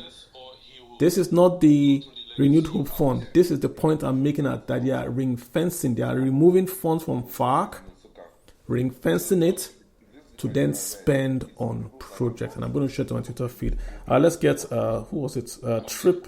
Carlo, I'm waiting for you to share it too. That's but fine. You know that FARC I'll share FARC it. is Truly, True. If the Federation Committee decides that we should save up some money and put into this fund and use it for something else, there's nothing wrong with that by law. I hope you're aware. Like I said, and I quote again, the federal government on their own, there is no law that passed this infrastructure fund.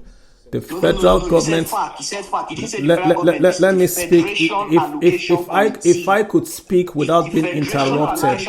If I could speak. I'll set out some money to. Let's be clear.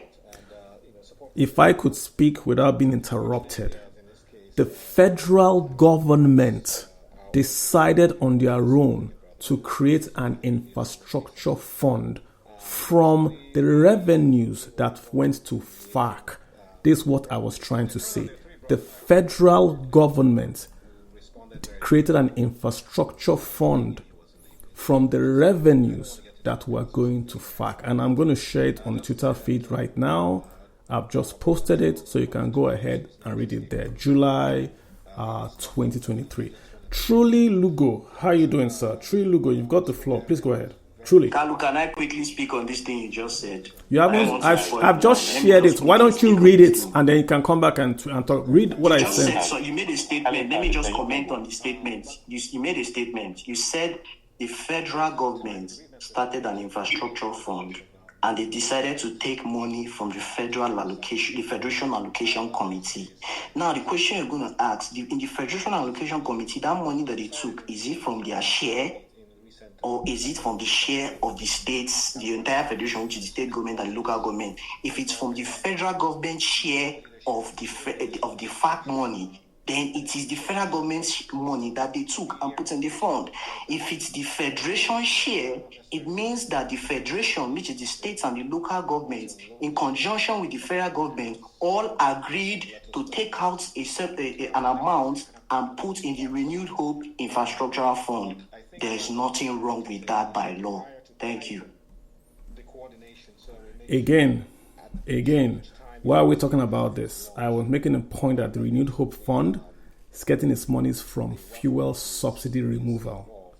And I'm saying this is the genesis of that Renewed Hope Fund. Again, I'm not saying Renewed Hope Fund is infrastructure fund. I'm saying this monies you are seeing is coming from the removal of fuel subsidy. And if you read what I posted, you would see there, on behalf of the 36 states, FARC is federation, not federal.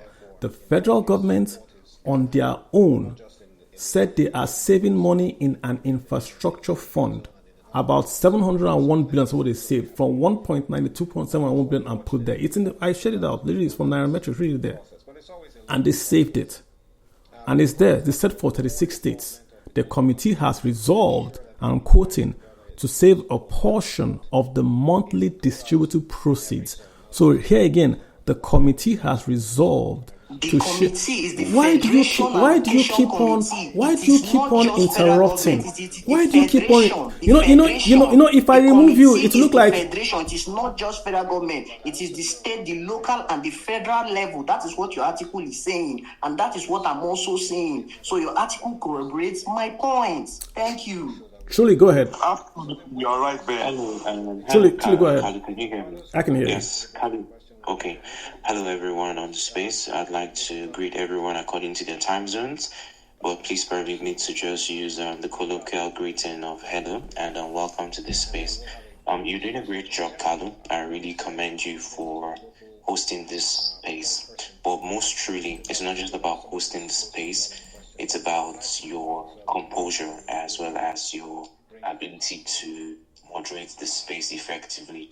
We've had quite some disruptive characters and persons who do not want to listen but feel they speaking on the top of their voice would make sure that their points are heard, whereas they aren't contributing to knowledge.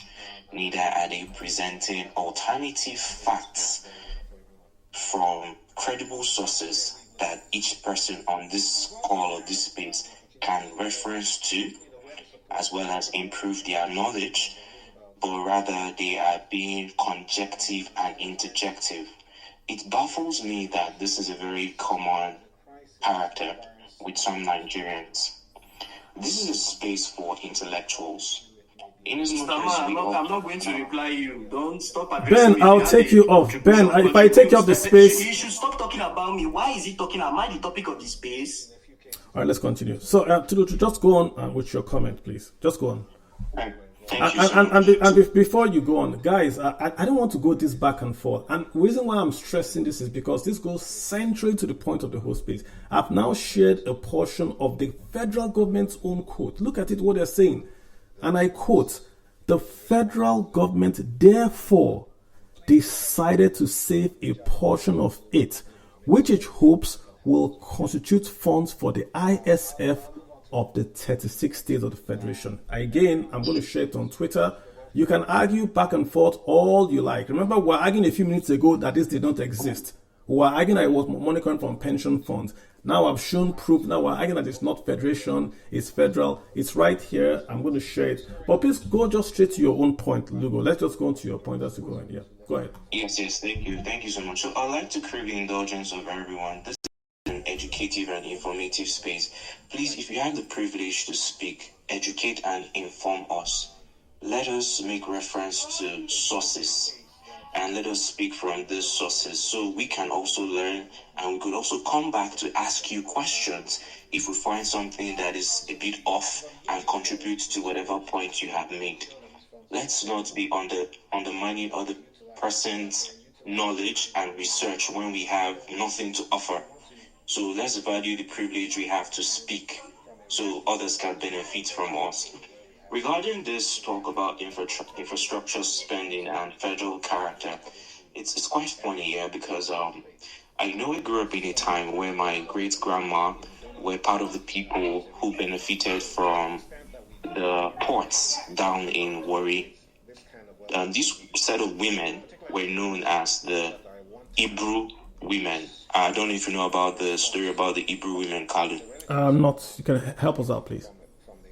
Okay, these are the women that first went into the wholesale of fish, ice fish, importation of different kinds of fish through the Hebrew family, because it was a big shipping business that they had before they eventually branched off into the banking industry. And then we had the ports at the east, which was solely into importation, cocoa, exportation, and all the likes. When it comes to infrastructure, the government makes the policies and creates the framework. True. And then private individuals or pools of resources from foreign companies come together to implement the policies of the government. What do I mean? Take a very good example of the 3 airports we have along the tri-state area. I'm sure, Kalu, you're very familiar with the tri-state area when we talk about New York, New Jersey, and Connecticut. In the 1970s, do you remember the story of how these airports were not functioning and how they were almost run to the ground, including the popular JFK that we know today, as well as the new one in New Jersey, even up until recently? But the government had policies in place, but they did not have the money to execute. What happened? They created an open room for private investment funds to come into these airports to improve the infrastructure. And these are one of the busiest airports that we have in the tri-state area, as well as take a look at the ports of Virginia, as well as the port of Los Angeles. Why am I making this point? As a country, we have come a long way, and we have decided that for equity, that federal character is one of the ways to go. Federal character has its flaws. However, these flaws are magnified by selfish interest of people in the corridors of power, and we see it play out every single day and every single time. Is federal character in itself bad? No. Though, in my personal opinion, I feel it has outlived its purpose. But something is still critically lacking, which is what?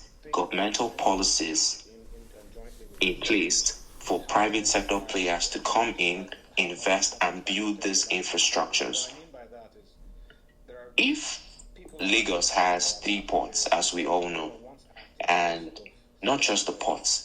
We're not just talking about the ports now. We're talking about other infrastructures that support the ports. The road networking, as well as train for serious countries. Because there's hardly any ports that doesn't have a train nearby for moving certain types of products or goods and services across the length and breadth of a country. Because some of these products are not supposed to go on road due to the nature of these products. Lagos, over time, in the last, during the Buhari administration... But truly, look, I don't want to cut you off. I just want to get a few points from you, if you don't mind, right? So are you saying, are you for federal character for sharing of infrastructure? Are you for that? As it is, we have it in our constitution, and unless it is expunged, we just have to make do of it. Okay. I'm not for it. personally, I believe it has outlived its purpose. And when it comes to infrastructure situation and development, I feel it has outlived its purpose. But for the mere fact that we still have it, we could make better use of it. Okay. Is that clear? Gotcha. Understood. So, second point: do you think there's a bias in where investment is being cited? Do you think it's even-handed? Do you believe that even if there's a bias, that bias is because Lagos is the commercial capital? Hence, we have to invest in the commercial capital to create revenues to then invest in the non-commercial states. What I mean is this. People are saying we're investing in Lagos Port. Okay, but Lagos Port is the commercial port. So if we invest in Lagos, we get the revenues, and those revenues then go to the quote-unquote non-commercial point. Is that a good argument?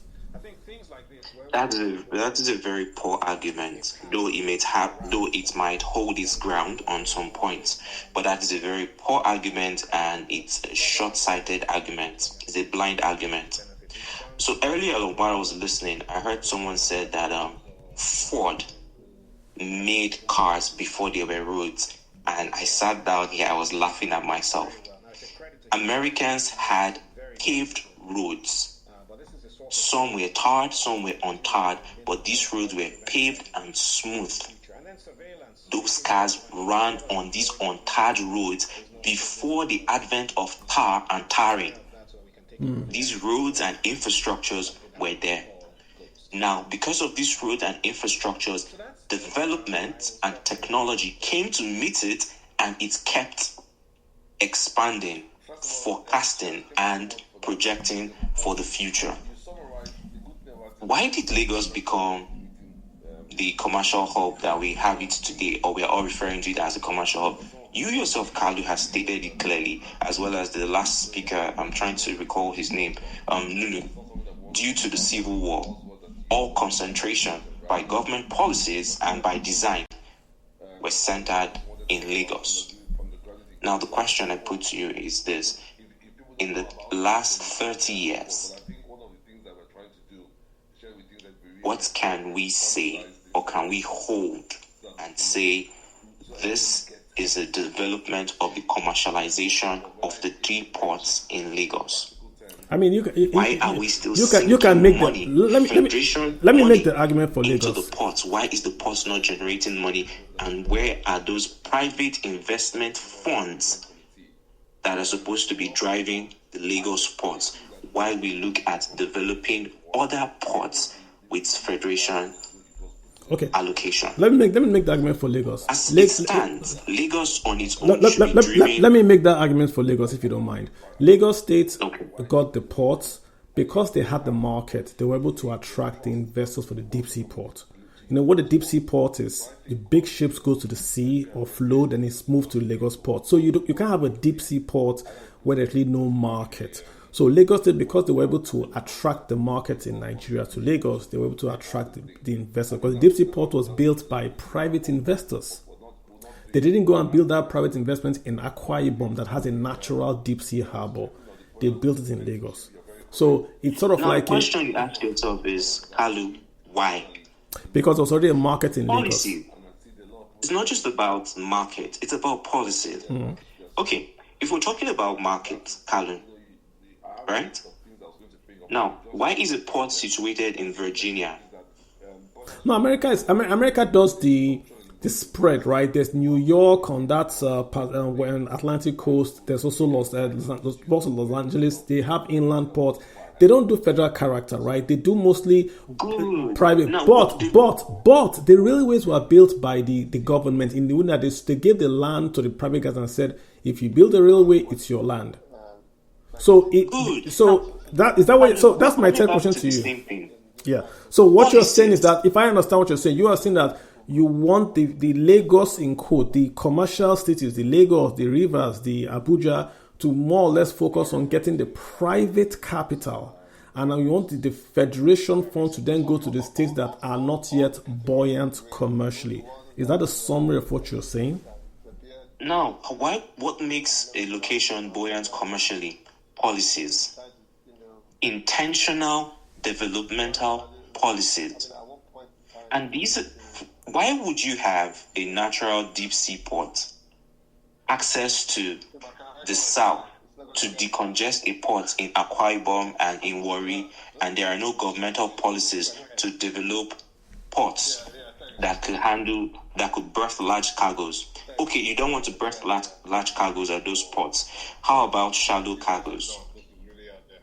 The policies are not there, and the government is not interested in formulating those policies to enable these other ports function. So it's not about the funds. If the policies are there and the government is strategic, the funds will come. Understood. All right, understood. That's fine. I just want to get that, just to get us on that mindset. That's fine. Regenerative. I know you've been raising your hand. Do you have anything to comment? Regenerative. I have a lot, Carlo, and I think I do. Go for it. Go for it. I've been seeing that hand up, and Job Card, you have spoken before. But go ahead, sir. Yeah. Yes. I just made contribution earlier on, but I think right now I want to go on full disclosure. So let me first attack. There is a woman from Australia that makes some useless submission earlier on. Mind the language, please. Yeah. Sorry for using that, but I'm pained as a Nigerian youth that if someone came in up, right? Why I even make always up my hand was I once lived in Indonesia, and you guys can quickly be fact checking everything I'm going to say to you now. It's a 280 million populations.